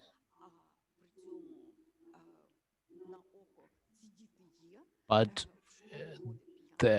only 5 actually attend school, but out in the street we see, 10 times more. So in order to tackle the challenge of school attending, it is important to have the accurate data, statistical data. And I could give you numerous examples of this. So when we talk about ethnic minorities, we mean different minorities, but they, in many countries and communities, they are present. Of course, there are legal challenges that make it difficult to collect statistical data, because in the requirements for how, or methodology of conducting census, this should really be envisaged. Now I'd like to give the floor to Maryna Rudenka, and we need to talk about media reform, labor legislation. So please, could you please briefly cover the key points, and then we will have some time to summarize and make some comments on the key points for the future. Thank you, Mrs. Elena, and dear colleagues, for your work, for our creative process. Of course, there are a number of issues which we could not include in our brief, and I do hope that next brief will have some new segments as influence on women and men, and we will give the recommendation. As for the reform of the labor code, we prepared this part with the Labor Initiatives NGO. It's quite famous organization, and they gave the recommendations for the legislative initiatives. It was September 2019, June 2020. As Milena asked to be brief, so I will focus on the recommendation because we should understand what we have to do. While drafting the labor legislation, we should not allow diminishing the equal representation and equal opportunities for men and women, and we should grow the economic possibilities for women. And the NGOs have a number of ideas what can be done, and the statistics about the unemployment shows that due to the COVID-19, a lot of small business was hurt, and mainly women are owners of those types of businesses that during 2020, more than 450 people lost their jobs, and the difference between men and women is 78,000. And in some regions, it's almost 9 times. In Lugansk region, we've discussed it. It's the difference is 9 times. So 9 times more women lost their jobs than men. So, and it will influence also the violence, domestic violence, and the economic dependence over women, and on the social services of which the state should provide. As for the equal remuneration, equal salary, because we still have this gap in the remuneration, and it's around 23%, and in some sectors it could be up to 35. So in the economic, in the active age, that's the difference in salary, and while for pensions, that's the difference in pensions, which is up to 35%. So that the poverty of elderly women is due to the difference in salaries while women are economically active. And there was a recommendation to join the convention peak, and I'm happy that Ukraine has already did this, and it's in the framework of Ukraine on the commitments of Ukraine commitment of Biarritz group. And it also, this initiative in fact strengthened our gender policy. As for the ratification of international conventions, the World Labor Organization about the convention number 91 about the domestic violence and abuse at the working place. And in our legislation, it's foreseen that there could be counteraction on sexual abuse in the subordination of the offender and the victim. And in the Convention 919, it will widen the legislative framework, and the mechanisms will be established. Because I am now working in the security sector, and the Ministry of Interior is doing good steps for counteraction. Because when we have the definition, the jure, when those sexual abuses are criminal liable due to the legislation, but we don't have the method, the process, how to report it, and that's why there are no procedures about the internal investigations, and that's why the number and the criminal cases are also are very not numerous. Also, the RICS recommended to integrate the directive, the EU directive, the work-life balance of parents, and the draft law, which Maryna mentioned, also is a part of implementation of this directive. As for education, we also gave the recommendations, and Ms.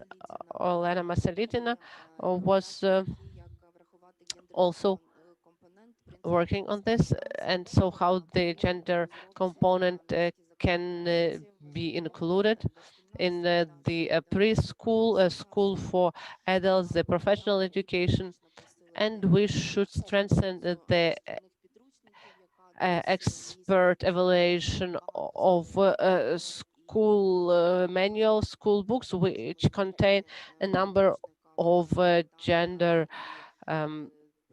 violations. For example, the professions for girls and boys, also the victim behavior as a part of the reasons for sexual abuses.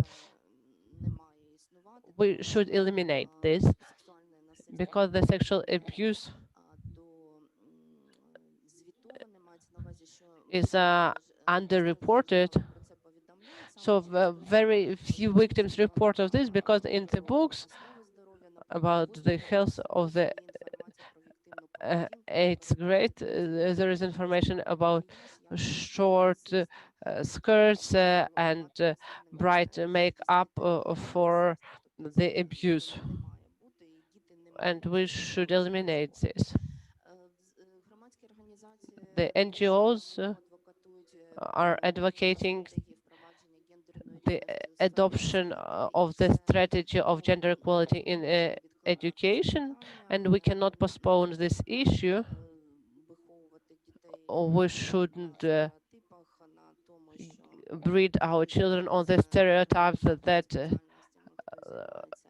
there is a difference for IT or the teaching, and we have only 20% of girls who working in IT, and we're speaking about the competition about chemistry, physics, and mathematics, and girls are always participating and having higher places. So we should facilitate their choice of profession in this area, and that's the economic growth will start.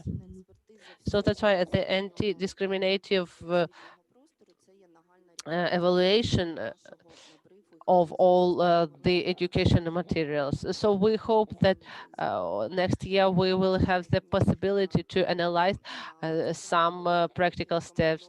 And in the brief, it's recommended to adopt the law on the amendments to the law on education. Ms. Maryna Bardina is the co-author of this draft law. So there is support on the part of the NGO and civil society. About the media reform, there were some recommendations. The counteraction of discrimination by gender in advertising, because we still have very huge cases of sexist advertisement, and we should increase the liability for this type of advertisement. So the sanctions should be more severe.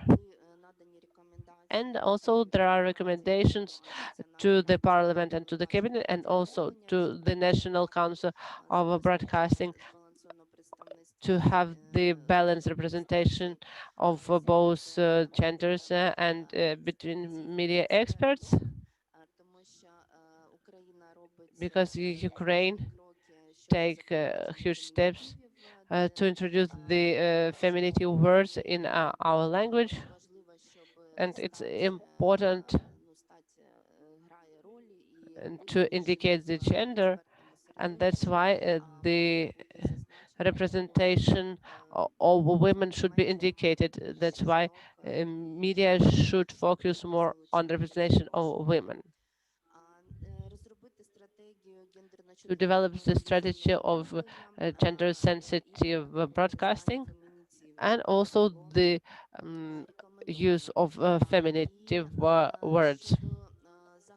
As for general recommendations, I think there will be discussion now, and I think it's very important. Mrs. Kateryna already mentioned that it's important in Ukraine to adopt a long-term document, a strategy of gender equality till 2030, and the NGOs last year were speaking about this, and when we analyzed the Beijing platform,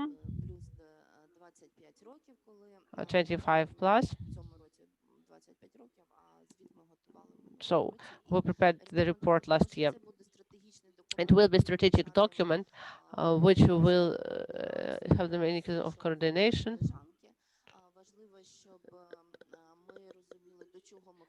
It's important to see where we are willing to move forward to, and those approaches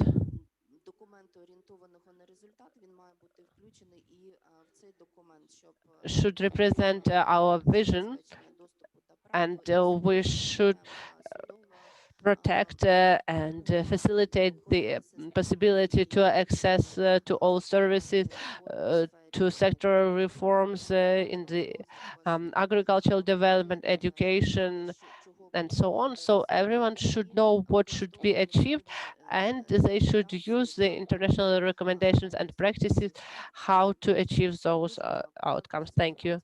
Thank you for the collaboration. It was very comfortable to work with you. Thank you, Mrs. Maryna. You've covered a huge number of issues. I'm asking Mrs. Larissa to have a very short comment on education. We have a question about the increase of competences of civil servants in the regions. Maybe you could answer what are the existing mechanisms. And then I will ask all the speakers.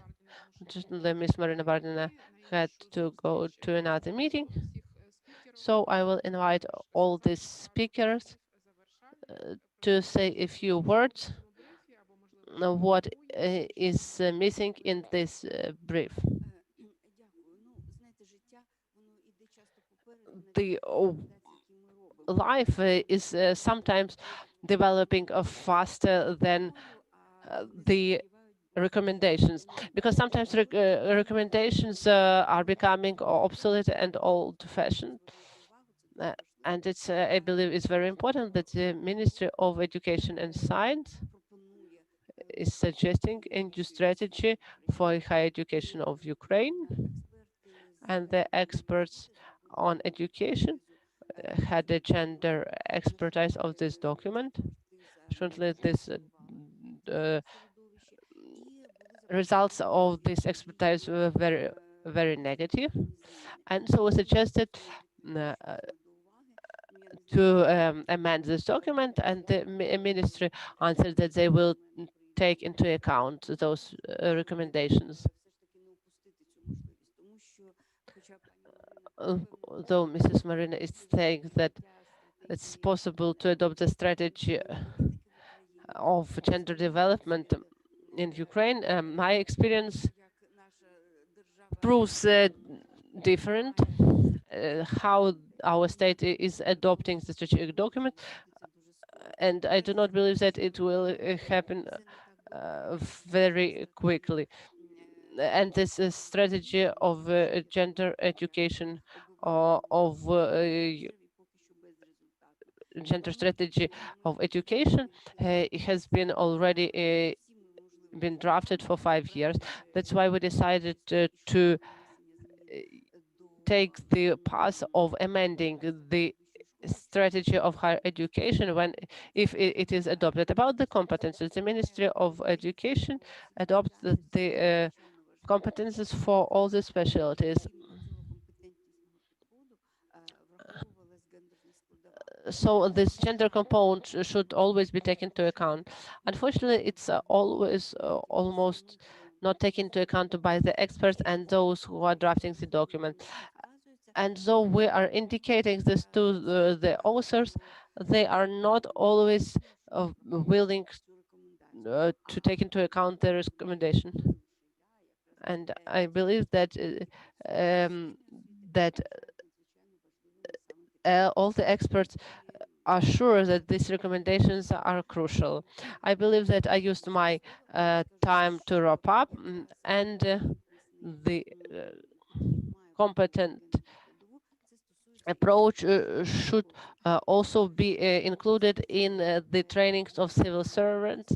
And I know that the Office of the Vice Prime Minister of Euro integration are conducting those trainings for civil servants, and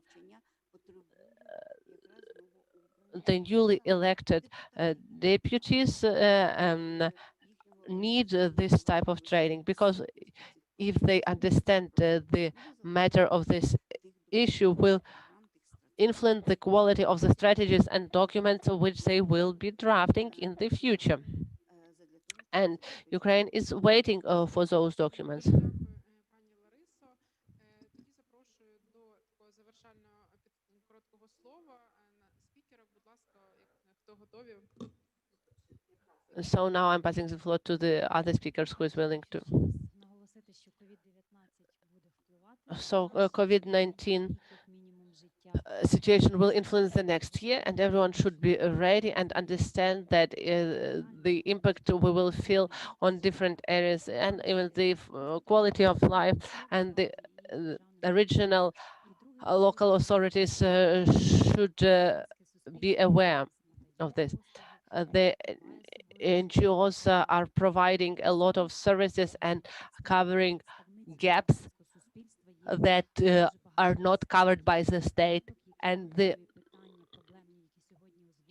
we have a number of experts from different NGOs who are always ready to cover all the aspects which are not covered by the state. So we and they are giving their hand. So please invite us, and you should know that civil society is very proactive and has huge resource and is ready to collaborate as ever. We feel that the civil society is ready, and we are always ready to invite. And you know, our collaboration exists, and it's a very practical one. Answering to Mrs. Lorenzo, to your comments about the strategy, the first one and the second one, please send to the representative about this strategy, those recommendations. Yeah, okay, so they have been officially sent. Then we will have the possibility to work on them, and we will include those proposals to the strategy. As for the strategy of higher about the strategy of gender perspective, it's in the Ministry of Education and Science, and we haven't received it yet. And so we are waiting when the ministry will finish with it. So there should be the political will of the ministry, and we do hope that the issues which are linked with the including gender equality in education will be more focused due to the commitments which Ukraine proved by joining the global partnership, Biarritz global partnership. So inclusion and gender equality is one of the sectors within this framework of partnership. For the recommendation for the future, I will just repeat what I mentioned in my speech, that next briefs next year, in fact, that they will be all gender sensitive, and that gender issue will become part of every sector reform.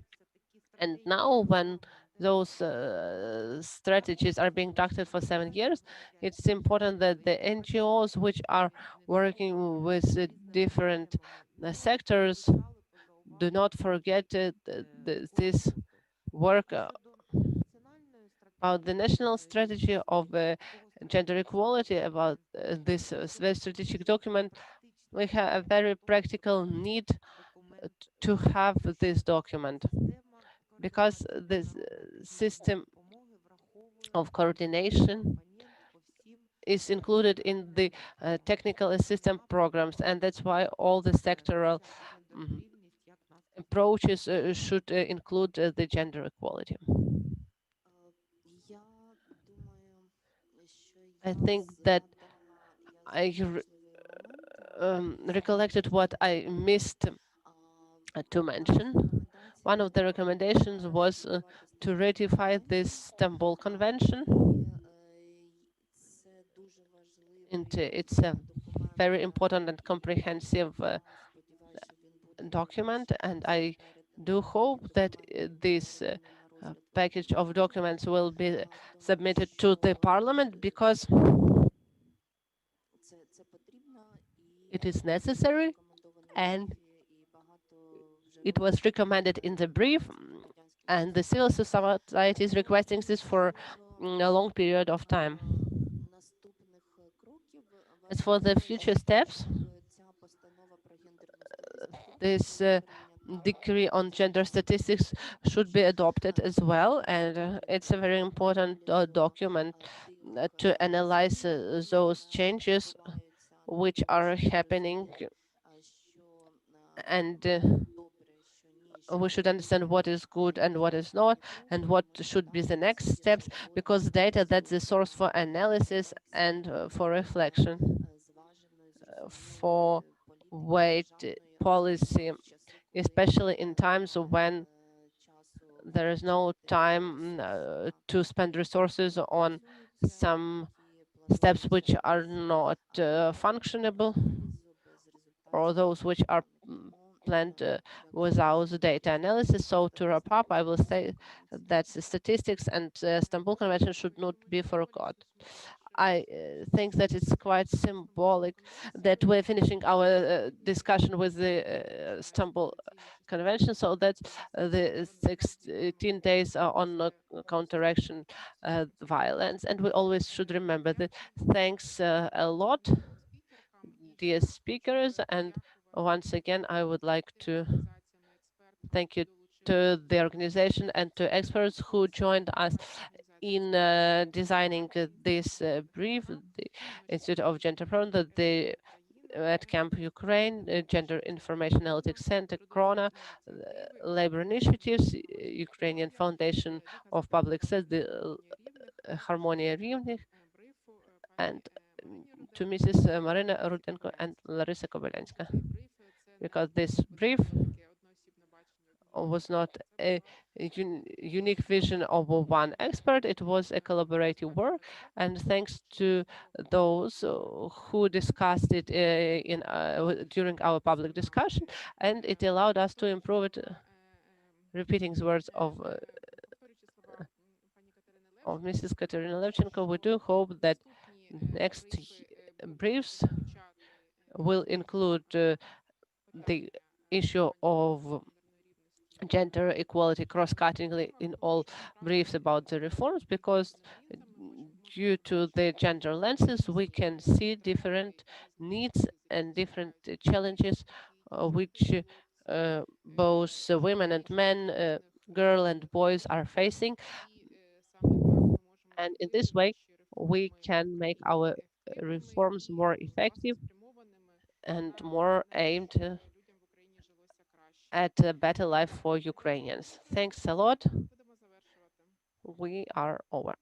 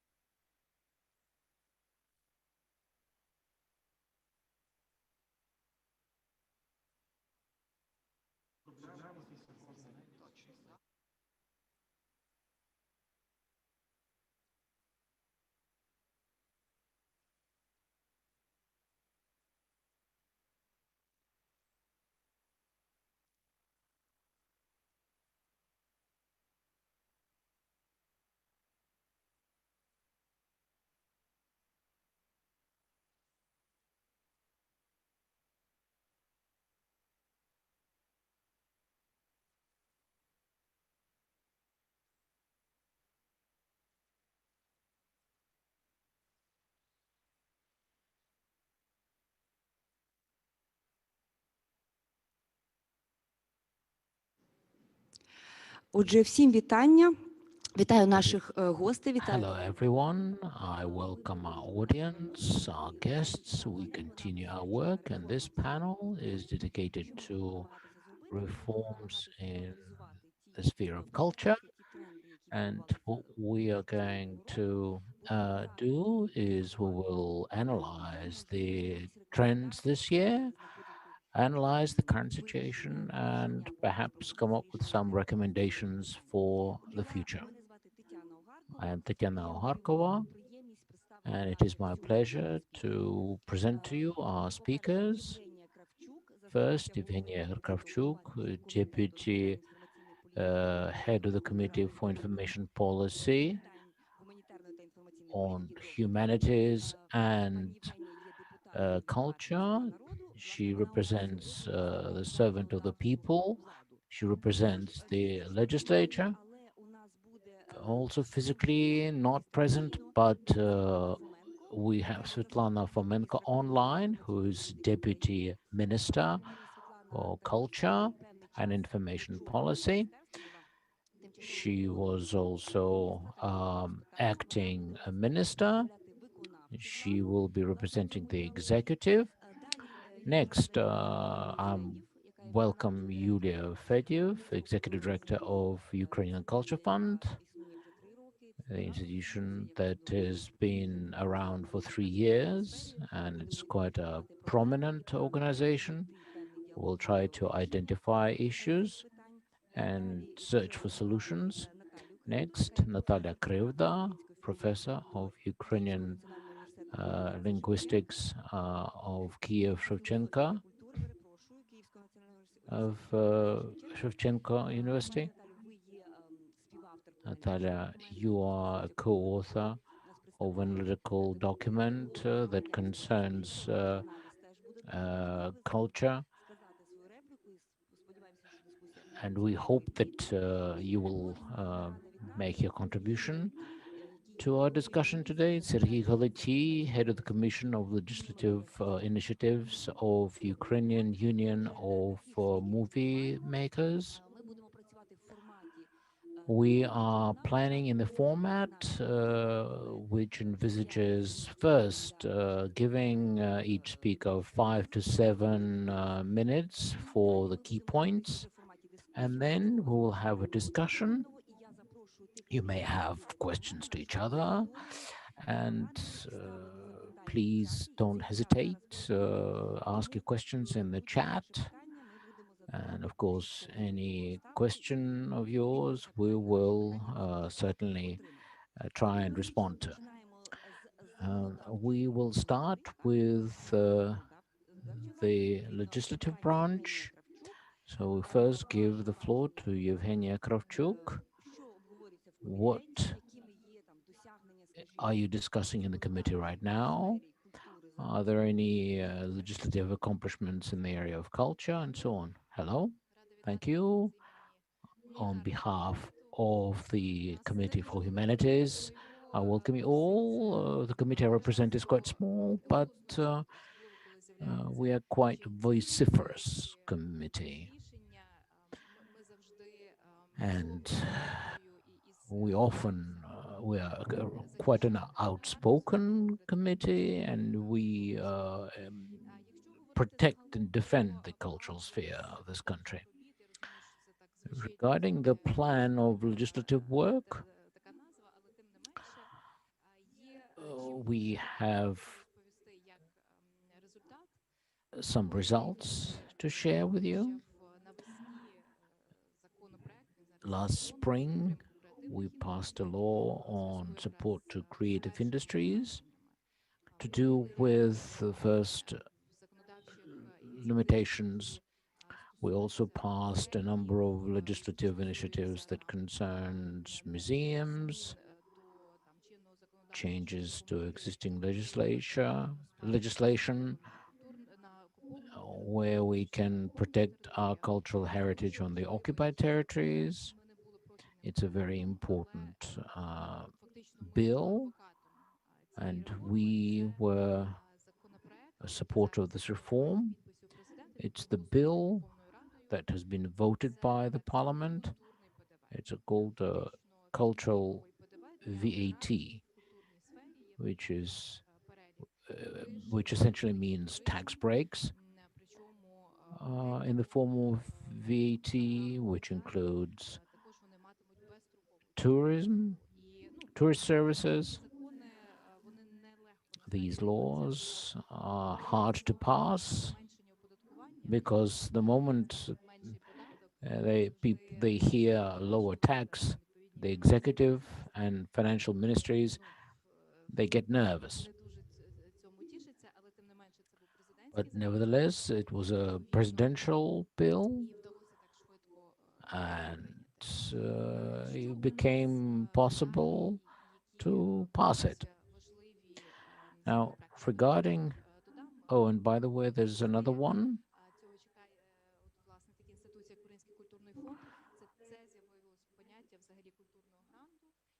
Cultural grant will also be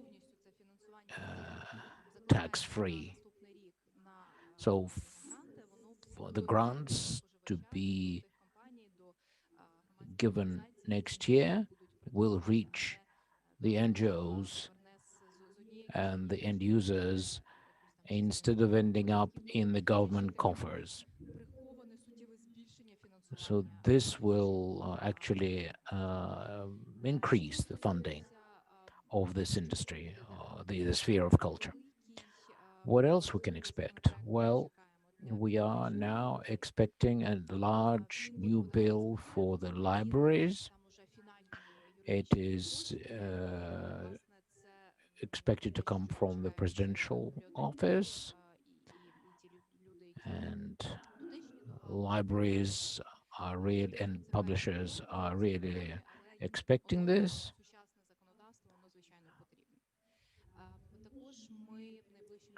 Also, in the near future, we are going to introduce an important bill, and Svetlana Fomenko will tell you more about it because she's actually working to finalize the text. It concerns the preservation, the architectural heritage or in the cities of Ukraine, and prevention of chaotic buildup.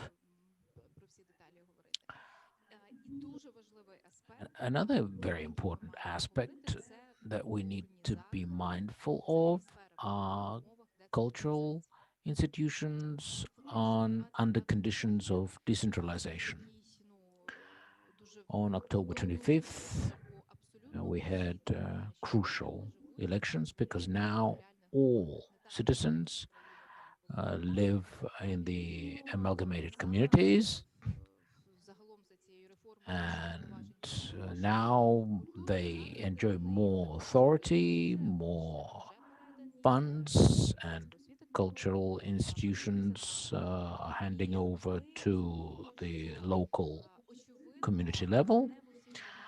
But no communities will give priority to cultural institutions. That's why we are thinking of creating centers of cultural services, and some communities actually show good examples of this.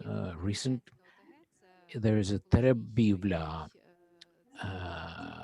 community in Ternopil region, and around Terebovla, they have used some funding, and they've created this center in the rural area where traditionally the level of cultural services is much lower. Now, what is the idea? The idea is to provide extra funding to repairs, redecoration, revamping, and refurbishing community centers at the local level. And none of this is possible unless you have support and desire from the amalgamated community. This is only the beginning, of course, of this whole process. Funds are coming from both local and national budget. And there's also idea to get some funds coming from the Regional Development Fund to have a certain percentage earmarked for cultural institutions. Currently, it's 6 to 7% that is spent on cultural issues, but I think it could be 10 to 15 or even higher.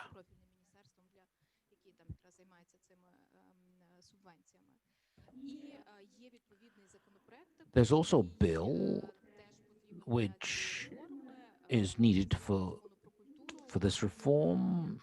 These will introduce amendments to the law on culture.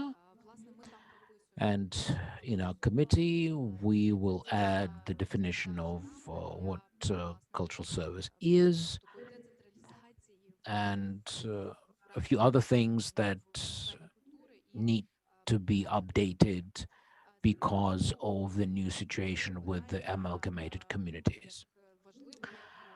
And also there's the issue of funding. And what we see in the budget for next year, for 2021, we see a much better situation as compared to 2020.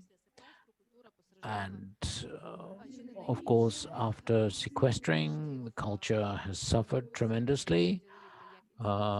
Residual funds have been redistributed as regional grants. And hopefully,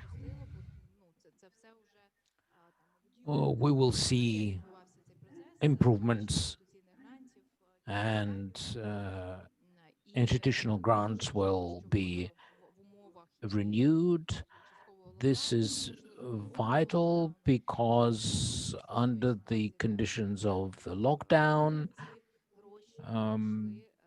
it's important to make sure that the money reaches those who need it. So for next year, we will increase funding from 20 to 27 billion.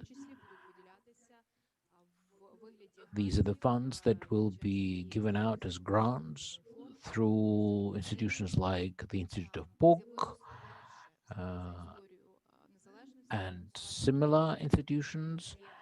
And now we have a state tourism agency, and we have an important bill that concerns tourism. In fact, it's a new version of the law on tourism, and it features a lot of innovative things. For the concept of tourism strategy has been introduced, both nationwide as well as locally. So we do have a lot of plans. I am glad to say that we've been enjoying good cooperation with relevant ministry, and before the minister was appointed in his office, he was actually head of our committee, so he knows both sides of the coin, so to speak. Thank you. For your opening remarks, we will have an opportunity to discuss what you said later on. Next, Ms. Fomenko. We of course know that the ministry culture was first merged, then split. We had ministerial reshuffle, and Svetlana, who was acting minister now, is the deputy. In your opinion, could you summarize this year, highlighting both accomplishments as well as deficiencies of the year? It's a hard year. In fact, no one expected the pandemic and the lockdown. Could you please bring us up to speed? Hello. It's a great opportunity.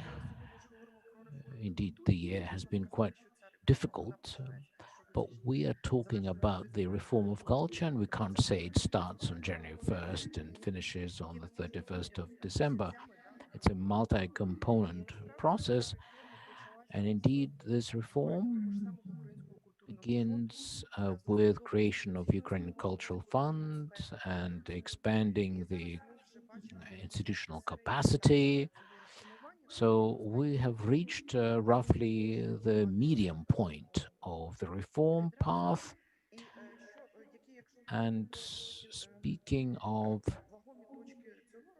significant points this year, it includes creation of new institutions within the reform of government reform and distribution of functions, separating the functions of developing the policy and implementing the policy, and now have created a state agency for tourism development, and there are other important institutions such as service and inspectorate for protection of cultural heritage. These are the novelties, the new things that were introduced this year. And these are the tools and mechanisms for achieving our goals. We fully realize that just expanding the staff in the institutions or giving more funding is not just a reform. It simply improving conditions for the staff and making the working environment more conducive, but it's hardly a reform process. But so we need to change the mindset of individuals. There are also institutional changes and legal changes that are needed, and many of these are being developed here at the ministry. Today, we've been paying a lot of attention to cultural decentralization, and COVID-19 problem and rethinking of the lifestyle has shown how hard it is to work under conditions of most of the cultural establishments are not being prepared for this. I'm talking about community centers and libraries. We did some stock taking because art schools and community centers and libraries are accessible to all citizens. But if it's things like museums, theaters, and sanctuaries, unfortunately, not everyone has access to those, which includes actually movie theaters. So it is, we see a dire need to revisit this and modernize this network, and hopefully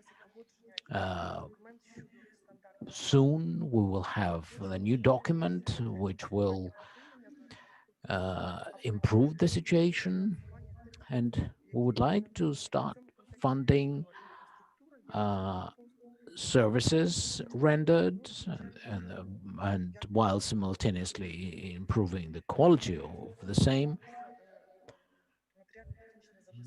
Plus, of course, financial and logistical support. Sometimes people don't want to use facilities because they are in a state of disrepair.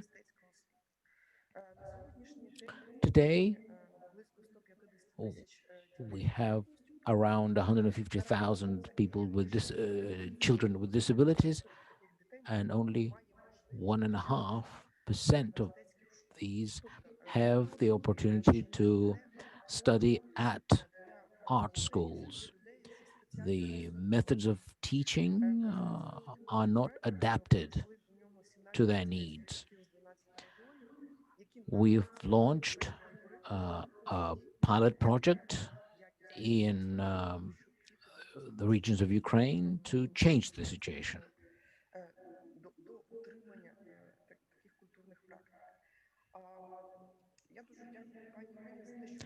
I thank Evgenia for raising the issue of preservation of heritage and the legislative initiatives, most recent ones,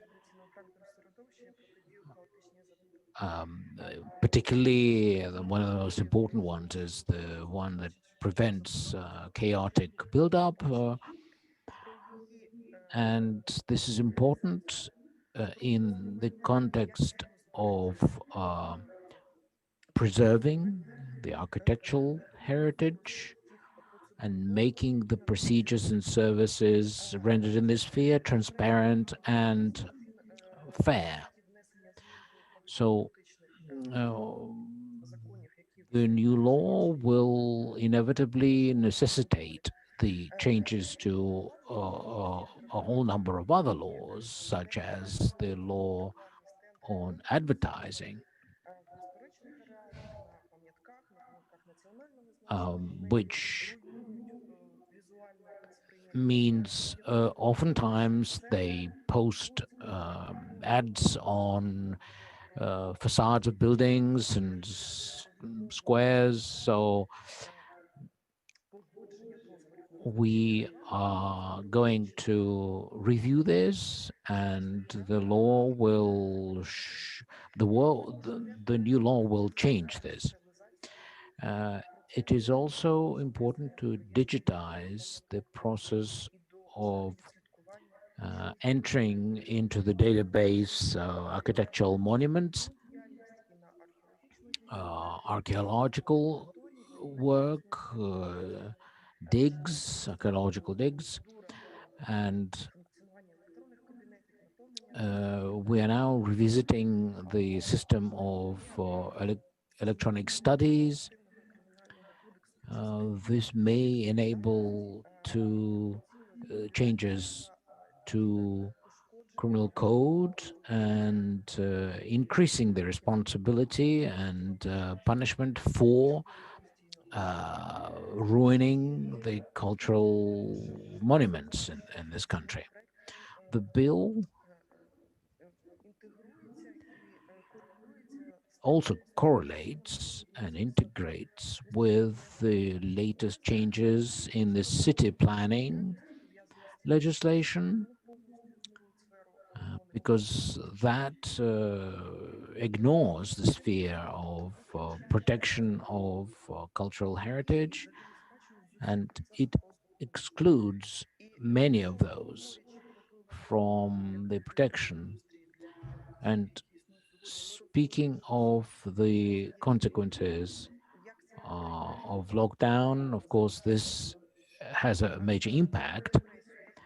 And we see, of course, a certain depression in the cultural life, but we are sure that that can easily be renewed if we return to the normal lifestyle.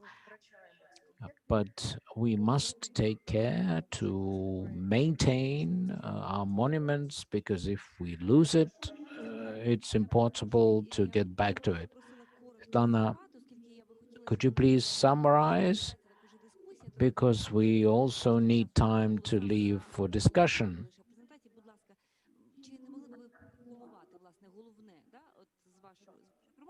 Could you summarize and wrap up, and then, of course, we will give you more time. Regarding the accession to European cultural space,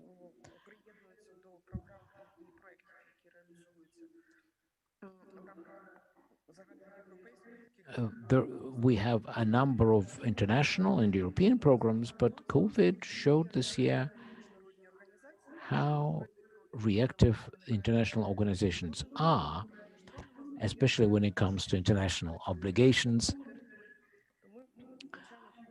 sanctuaries and national parks. We see a certain depression in these bodies. And the last thing that we don't talk about are the new trends and tendencies as the impact of artificial intellect and digitalization of processes that we thought it would be impossible to do. All right, thank you very much. We will get back to our discussion. Yulia Fedyev, you are in charge of a very important institution, and you came up with a whole number of important cultural initiatives. What are the key challenges in front before the fund, and what are your accomplishments to date?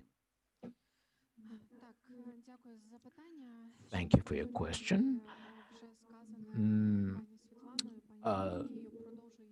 I'd rather not repeat what has already been mentioned, so let me just highlight a few things that have not been touched upon yet. Indeed, this year has been very hard for creative industries and tourism.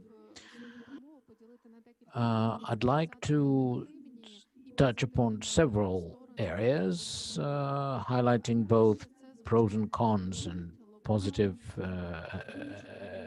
accomplishments. First of all, COVID-19 and lockdown.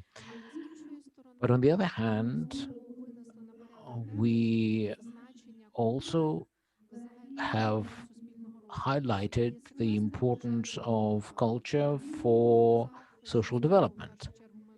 And we see that we save money on culture and creative industries. And when we meet our colleagues from our international partners, all funds talk about the same thing. All are underfunded and earmarking new funds for institutional support. Ukraine Cultural Fund and the law allows us to support organizations not from the standpoint of projects, but also institutionally.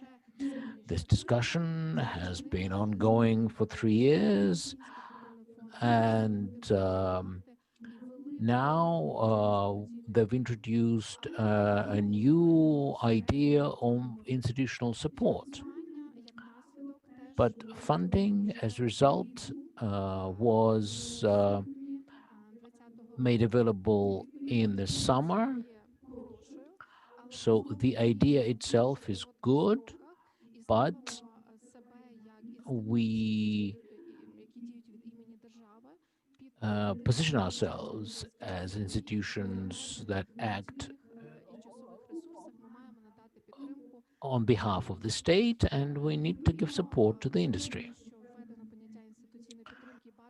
So it is good that institutional support concept has been introduced, and I just hope that it becomes the general tradition. And regardless of whether it's external or internal conditions, this should be available.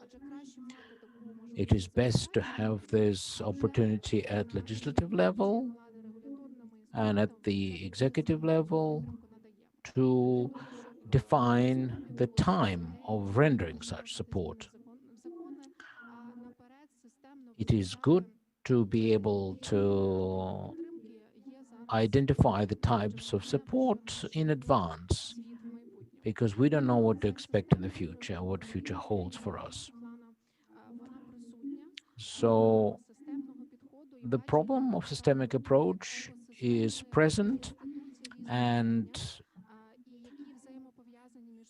things are interconnected, and oftentimes the changes are such that, you know, it looks more like patching things up instead of replacing the fabric itself. But that's not sufficient, of course. So we need to do a lot more work with the civil society to maintain dialogue and to arrive at systemic vision instead of firefighting.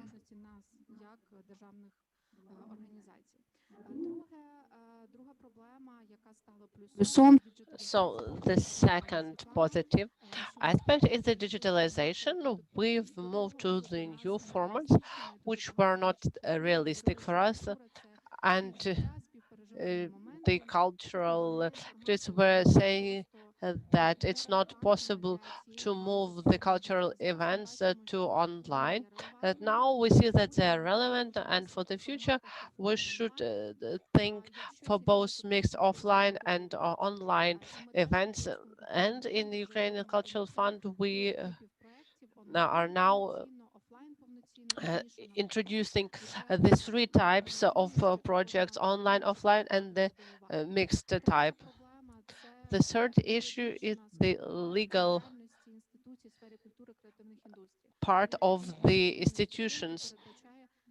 So, for example, the institutional support means that there should be the institutions.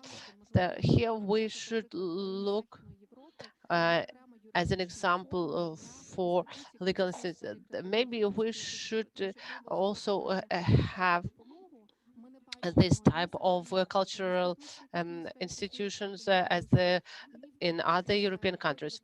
In the economic code, there is no such separate type. Most of them are not registered or exist from project to project, and also a huge type of work. And if we are willing to function not in the shadow, but to have this analysis, and when the minister is going to show some result, then we should have some analytics and to regulate the legal issues which exist in this area.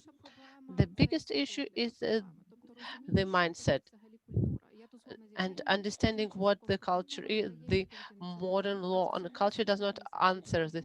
That doesn't mean the number of institutions. That's something more global. And Ukrainian Cultural Fund,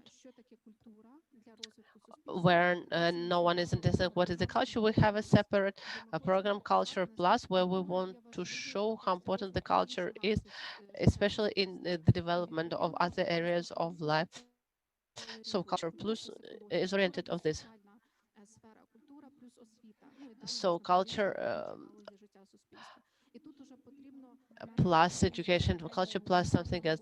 And then we should adopt the strategy of humanitarian development or the strategy of cultural policy, where we should give the definition of what is culture, what are the creative industries, and how tourism is included into those areas.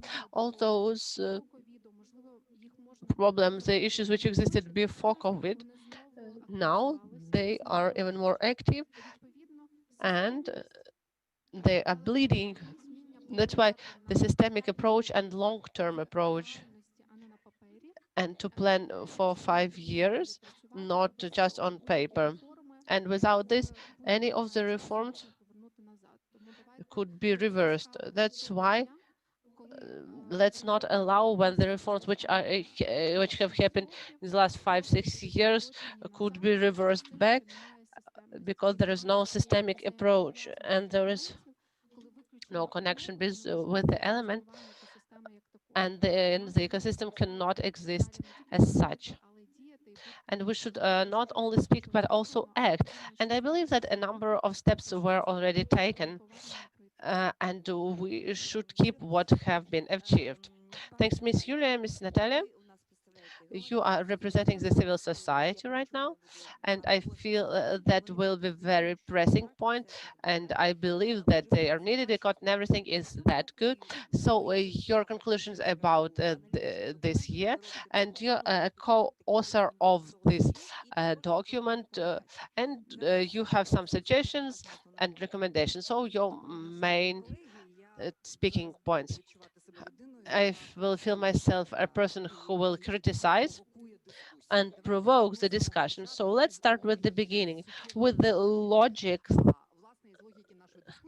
of our discussion, which doesn't look constructive. So the dialogues about the culture were initiated by the RPR and the platform of experts and NGOs who from 2014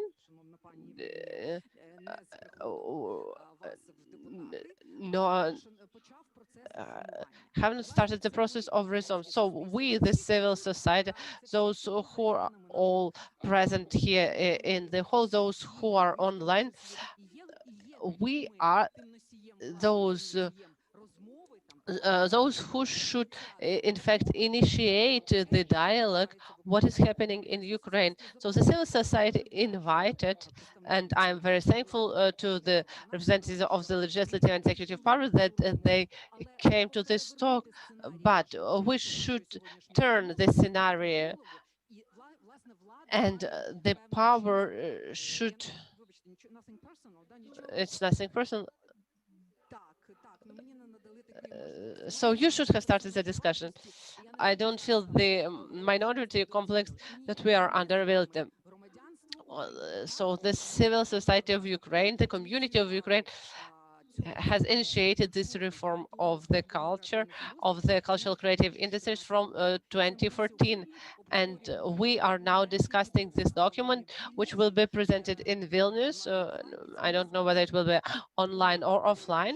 And we will be and we are talking what have been done by the executive power and what have been achieved by the legislative power. Where do we have gaps? Where we have some successes?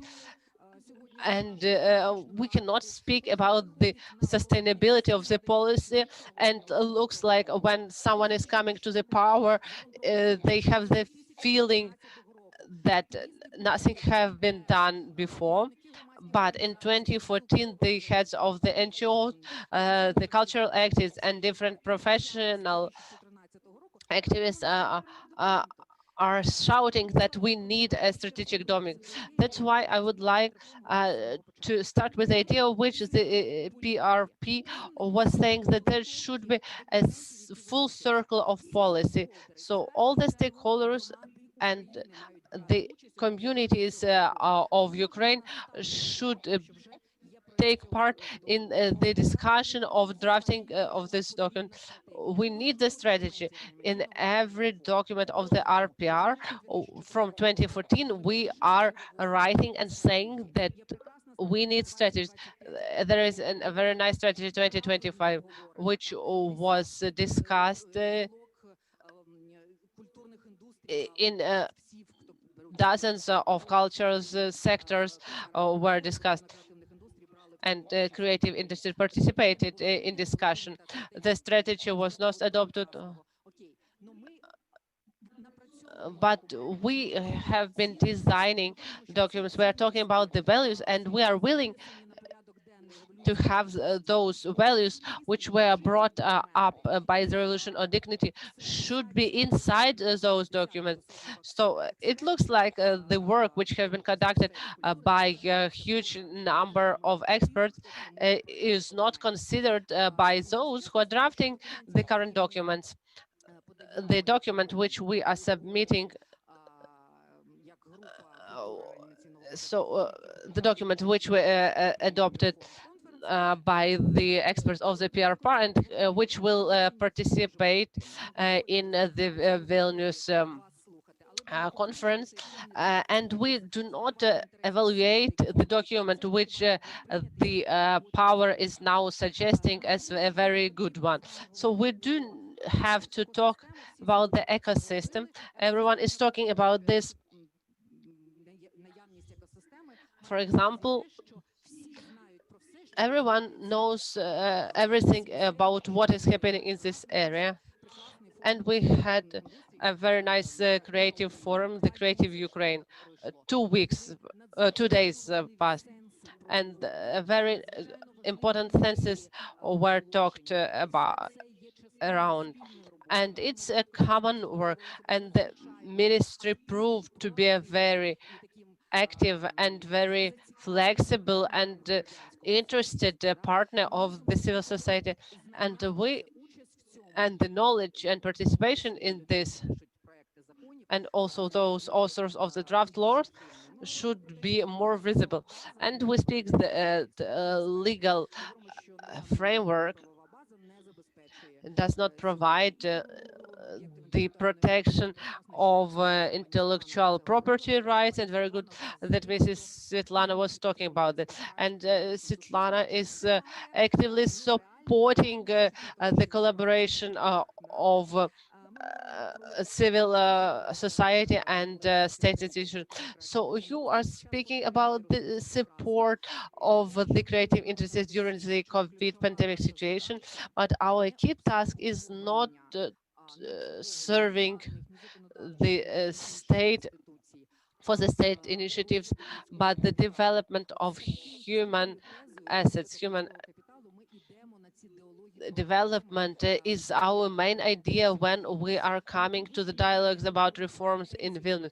That's why increase of the competences is the essence.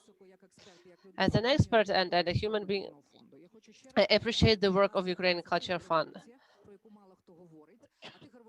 We had a soft revolution, and now the state funds are allocated not by the state civil servants, but by the experts, and it's very good. So the experts give the chance, the quality of the cultural project will increase, and access of people to cultural products will be higher as well. All my colleagues are saying that the strategy of humanitarian or cultural policy should exist, and it should be adopted at the level as a vision.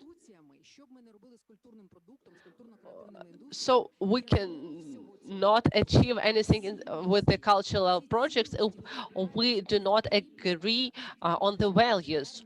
So those values should be determined in the words, in the terms, provisions, and then we can be speaking by the same language, and then we will have the capacity for the next generation of politicians to inherit what have been already done, and then they will not be working starting from the scratch.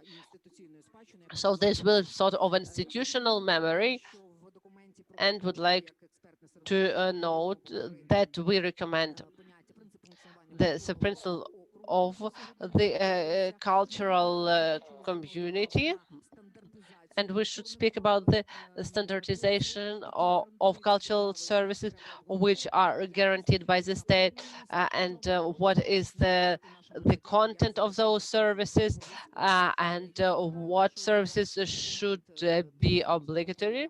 And the brief which was making to Vilnius, it was discussed by everyone and with civil society, and we also should include the inclusive spectrum, and we are also speaking about the low level of remuneration of cultural employees. And I think that we will come back to the competitions on the positions of heads of the culture departments, and the transparency of those competencies is the key tool to provide the democratic approach. So please do not perceive it personal as personal criticism. or that we are willing to say that only we are right. It shouldn't be the dialogue, it should be polylogue when all the stakeholders are heard. Only with this platform we could move forward. So I believe that we should start the dialogue with those who are the initiators of this discussion. So only with this polylogue will we have the possibility to move from words to the actions, because we as experts should form the senses. We should support also this sentence, and then the legislative power should make them represented in some legal initiatives. I'm always at time speaking that that's the will of the nation, and that legislative and executive powers are serving the rights of the Ukrainian citizens, but not vice versa. And I believe that the dialogue is possible, and the polylogue as well. Everyone is open, and it should be going on. We will have questions to the dialogue and polylogue, because Ms. Evgenia and Svetlana will have the possibility to react. And now I would like to pass the floor to Mr. Sergei Galeriy, who will tell us more about cinematography, about what happened during this year, and about the challenges as well. Good afternoon. I will start not with the cinematography, but by saying that this document was prepared by the team culture, and there are senses which our colleagues consider very important.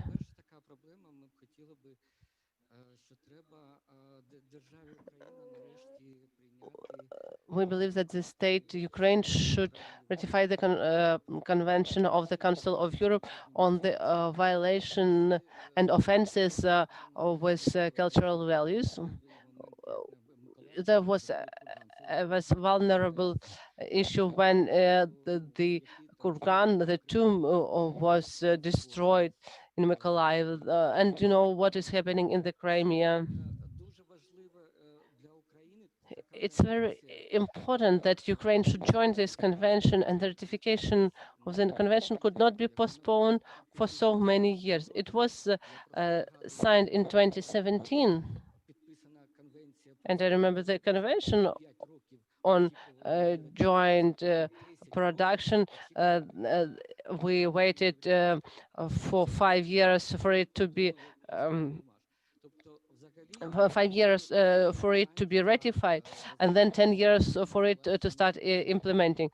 And here is the same situation. So this ratification shouldn't take not more than half a year. It's a very important aspect. So this black market of cultural assets is also a very topical, pressing issue, especially in the time of Russian aggression. Those documents are now in the office of the president, and they should be submitted to the parliament as soon as possible, and they should be ratified before Vilnius. And if Ukraine initiated an additional event for other countries to ratify this convention, and it's very important for Ukraine as we are facing this black market of archaeology. Is in fact very urgent for Ukraine. Another issue which we would like to focus is the situation with the COVID and the lockdown.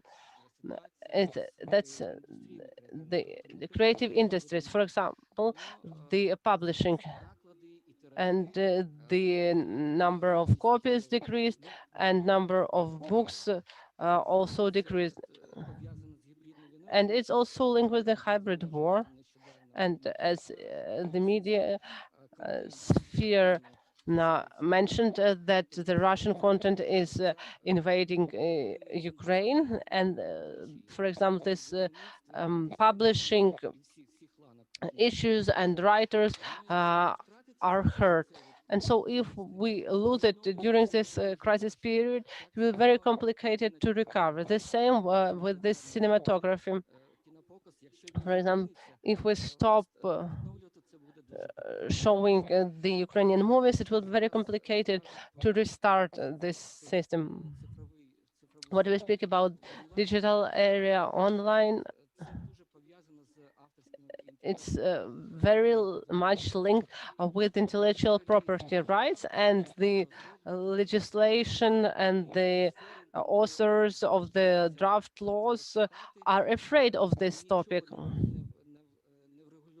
So nothing is regulated in the digital area. That's why the culture which is actively developing and it's losing its position due to the piracy, as the market is not regulated. For many years, I am taking care of the issue of the legislation of the IP rights, the situation with the draft law of the effective joint responsibility. So before this draft law was adopted, so Ukraine used to be as an anorexic person, so everyone was willing to have some moving forward, but any movement, it's a bad sign, in fact. So the adopted law, in fact, worsened the situation because the basic rights were violated. So there was no division between the management of collective intellectual rights in different areas. So the group of people received privileges. Those who are dealing with bars, the restaurants, and music. It was a very lobbyist provision, and even the document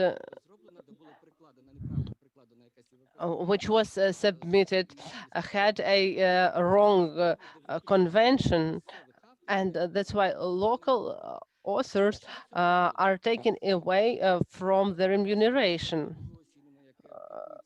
For example, when we have this audiovisual sphere, and the radio had the treaties with United States, Canada, and it's thanks to Mr. Gronsky. It's a Titanic. It's a huge ship, but it doesn't receive profits.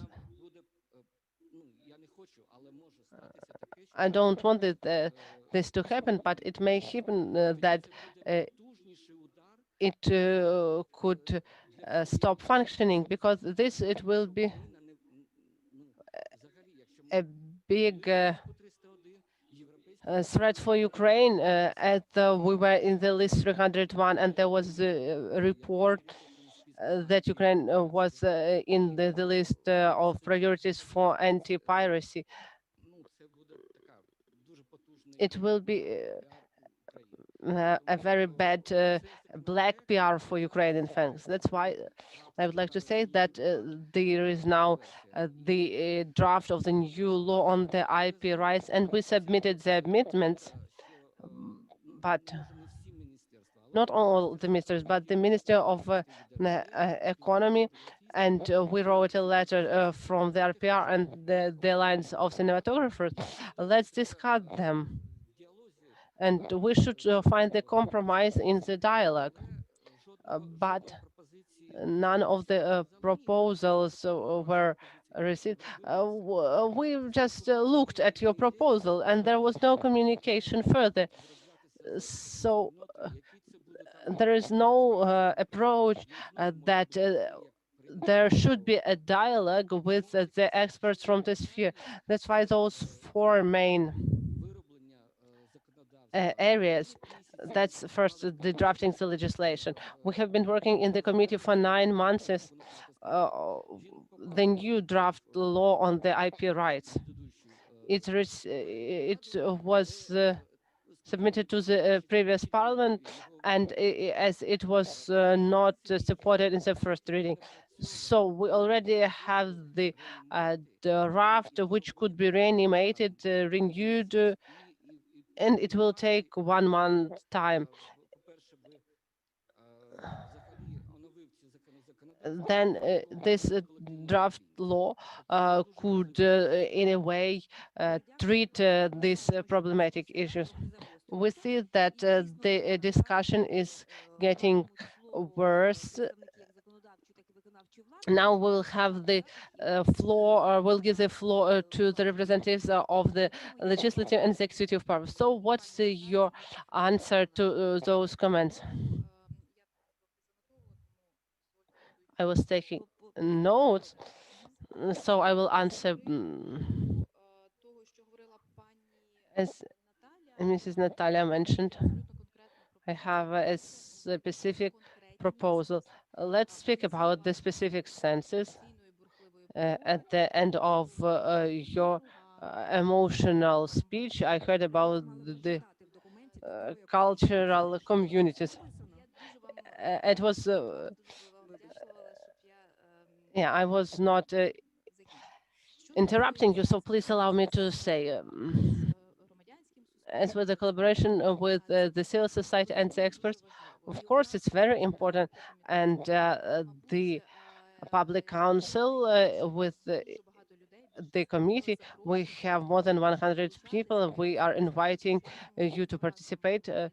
Unfortunately, we haven't met at the committee and subcommittee. We have a very active committee, and even when we had the lockdown, SAT or POR were doing the research, and our committee proved to be the most efficient and active, and we are open to the criticism and to the proposals. So let's speak about the specific senses. About the institutional memory, I do agree with you, and especially with the Ministry of Culture. It was recognized 3 times during 1 year. At the level of the state secretary, we felt this. We spoke about the cinematography. We had a meeting about the archives and privatization of land plots, and we understood that now nobody from the ministry can answer what have been done before, and there is no institutional memory. So I hope that this Institute of State Secretaries will allow us to provide this institutional memory. As for the specific proposals about the publishing, I didn't mention in my speech, but I would like to say that the institutional support for grants are available for print. 100 million hryvnias were allocated, and we are very frustrated that they are suffering from March, and they only will be receiving some funds. But a collaboration with the industry is going on, and I believe that the pirate copies and the Russian copies especially is in fact striking our publishers most. I will even tell you more that when we have the working group, but we are actively working on the strategy of promotion of reading, because the KPI is how many books people are reading. I like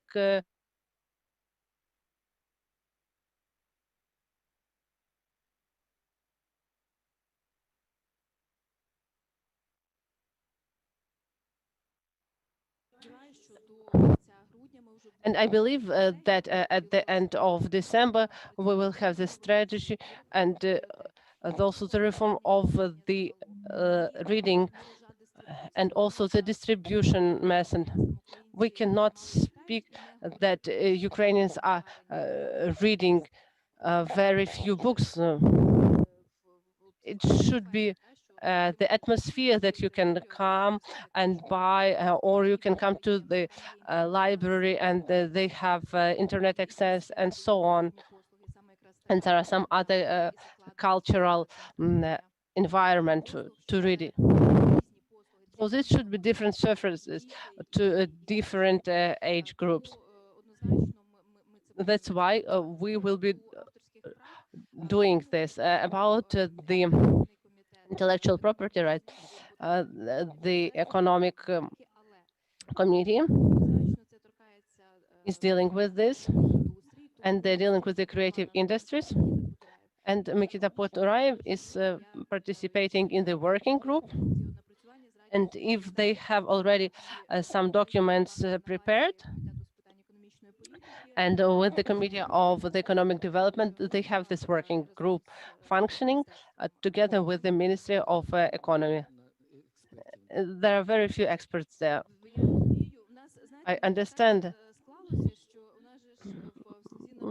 In Sluga Naroda, all the politicians are new as they used to be experts before that. We are interested in some additional expertise. It's a separate issue of the expert opinions because the parliament does not give the possibility to involve the research institutes because the secretaries of the committees are following for the documents to be designed in the right way, but they do not provide the expert opinion on the documents. And beside the ideas which could be good, there should be some lawyers who have practical knowledge, because that's why those legal collisions are appearing that the non-legals are drafting those documents. Наталі іде. It is good that you launched the library reform this year. This country started to import books from Russia en masse. It's a political decision.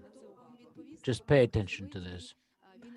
Mr. Krasovitsky is actually in charge of the subgroup in the publishing subgroup together with Mr. Afonian. And so it's not just an issue of the Russian book. It's also a problem in the video sphere. Our television channels cannot simply compete with the Russian product. Even though the TV channels are prohibited, especially pirated products. Because when a Russian book costs 200 hryvnia and Ukrainian translation costs 180 or 20, but pirated copy costs 100, then of course we understand what the problem is. Thank you, Evgenia. Now I'd like to give the floor to Svetlana. Can you hear our discussion? Would you like to respond to the remarks and comments made from Natalia? Yes, I'd like to. Let's talk about Nicosia Convention first. In fact, in the presidential office, it is now pending ratification. 11 countries signed it. But ratifying this convention this month or next year will not affect the work of this convention, because in order for it to come into effect, it needs to be ratified by at least 5 countries. Currently, it's only been ratified by Cyprus and Mexico. as a joining country. So this path will be quite lengthy and it won't change things overnight. As far as black archaeology is concerned, the bill that I talked about, the law on countering um, illegal buildup also mentions the black archaeology and takes some measures against that. Now, regarding recommendations, I may have been unclear about the following. All the legislative changes are designed to achieve the goal because these are our values, and these values are at the center of these processes. Now, speaking of specific proposals that were given, like cultural districts and standardization of services, we will try to solve this in a different way by ensuring social standards of providing cultural services, and this was discussed in September and October. We are now going to circulate it for comments, and also I should mention the social services. So the concept of funding concerns guarantees of the state, whether it's a local or national budget, uh, to provide quality services to the population regardless of social status or domicile. As far as you see, in these recommendations, I think we should also cover things related to museums, because the museums, the conditions they find themselves in are quite pitiful, and there's a lot of work that needs to be done in this area. Thank you, Svetlana. Yulia, could you please respond to what was mentioned and perhaps voice new opportunities? Я б хотіла додати до What I'd like to взаємодії add між державними to the установами dialogue і between громадянською state суспільством. institutions and civil society, Насправді Український культурний фонд because Ukrainian Cultural Fund з першого дня своєї роботи from перебуває в the постійному outset діалозі.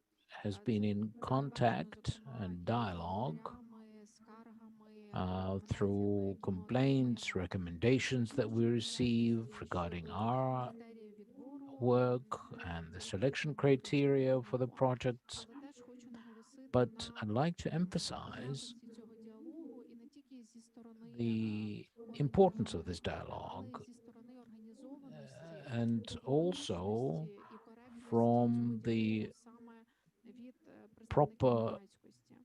Тому що ми stance taken зустрічаємося не by лише the коли public, депутативна because ініціатива oftentimes є people confuse пріоритетною, але dialogue постійно and незадоволення всім, hate що робить держава. Тобто, якщо розпочинаєш свою to діяльність не дуже як everything that the голова government громадської does. організації, So if you start this as a head of the NGO товариства or чи a клубу, union representative, відповідно до тебе одні вимоги. Або якщо ти міжнародний гранторист, до then тебе інші one вимоги. set of Але якщо requirements ти apply to you.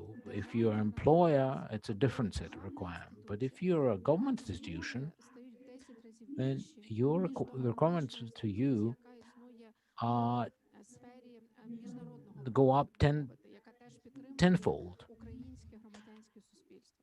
І тому мені And здається, therefore, I важливо believe працювати над тим, щоб we need to поважати в першу work чергу своє, to і respect ця your own, повага якраз and this відбудеться чи буде respect транслюватися представниками should громадянського then суспільства. Так, тому що be якщо ці поваги немає, rebroadcasted то відповідно and дуже важко transferred вступати в діалог. over by Тому що these є civil оця society повага. representatives. І от мені здається, з цим в українському суспільстві ще є проблеми.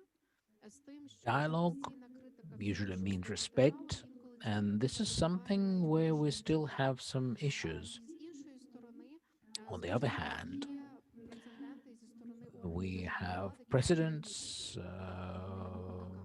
especially this concerns the organs of government, where government officials are very reluctant to hold dialogue with civil society. See, dialogue is not just a list of demands and assurances of meeting the same. It's a two-way street. Therefore, you see, I worked in the public sector in the past sector, and I remember when we would come to the representatives of government, and as taxpayers, we would always say that these are our requirements. But now I also understand the other side of the coin. There are good intentions, but there's also imperfect legal framework. And if you're always unhappy, it demotivates the team. And this is not conducive, because we must remember that the civil servants are just rank and file Ukrainians. And if you take a negative stance, then of course you can't expect a positive response. So through the government support, there should be also a reversal, and it should be goodwill should be reciprocated. And we need to also respect the law, of course, because we find that representatives of civil society are not ready to work on the bona fide basis. Many people want to be exclusions from the rule.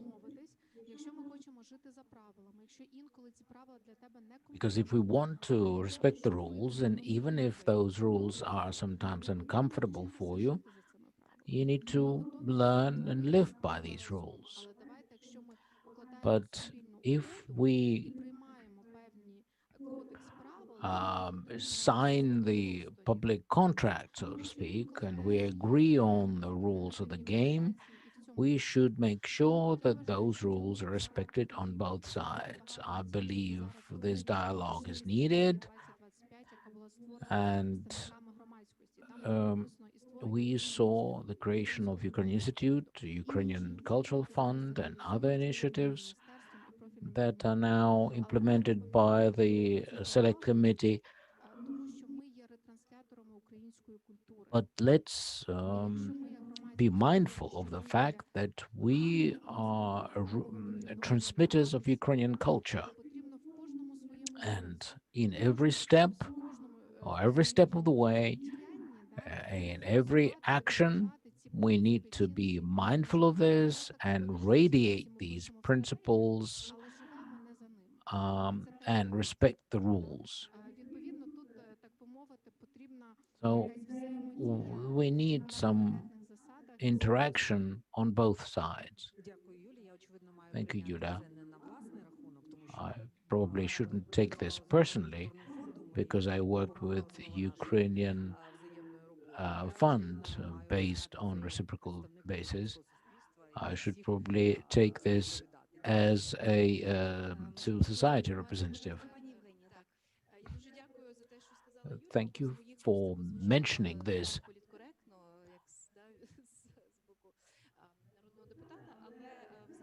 But you see, we all should read Roman Vashchuk's lectures, former ambassador of Ukraine. This is useful because we'll encounter a lot of interesting things, wise thoughts.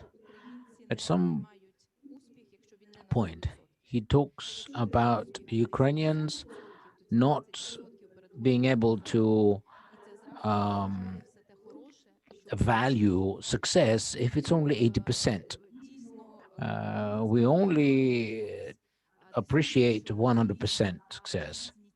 And if it's only 80%, they believe it's betrayal. So what we're trying to do is provide quality services to all citizens and make sure that culture is not underfunded,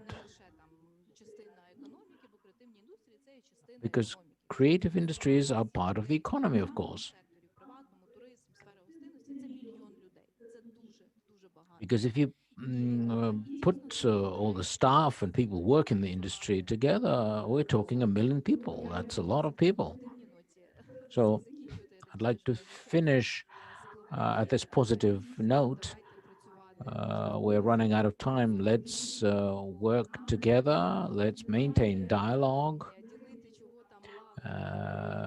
We are not in the position to share the fame and glory.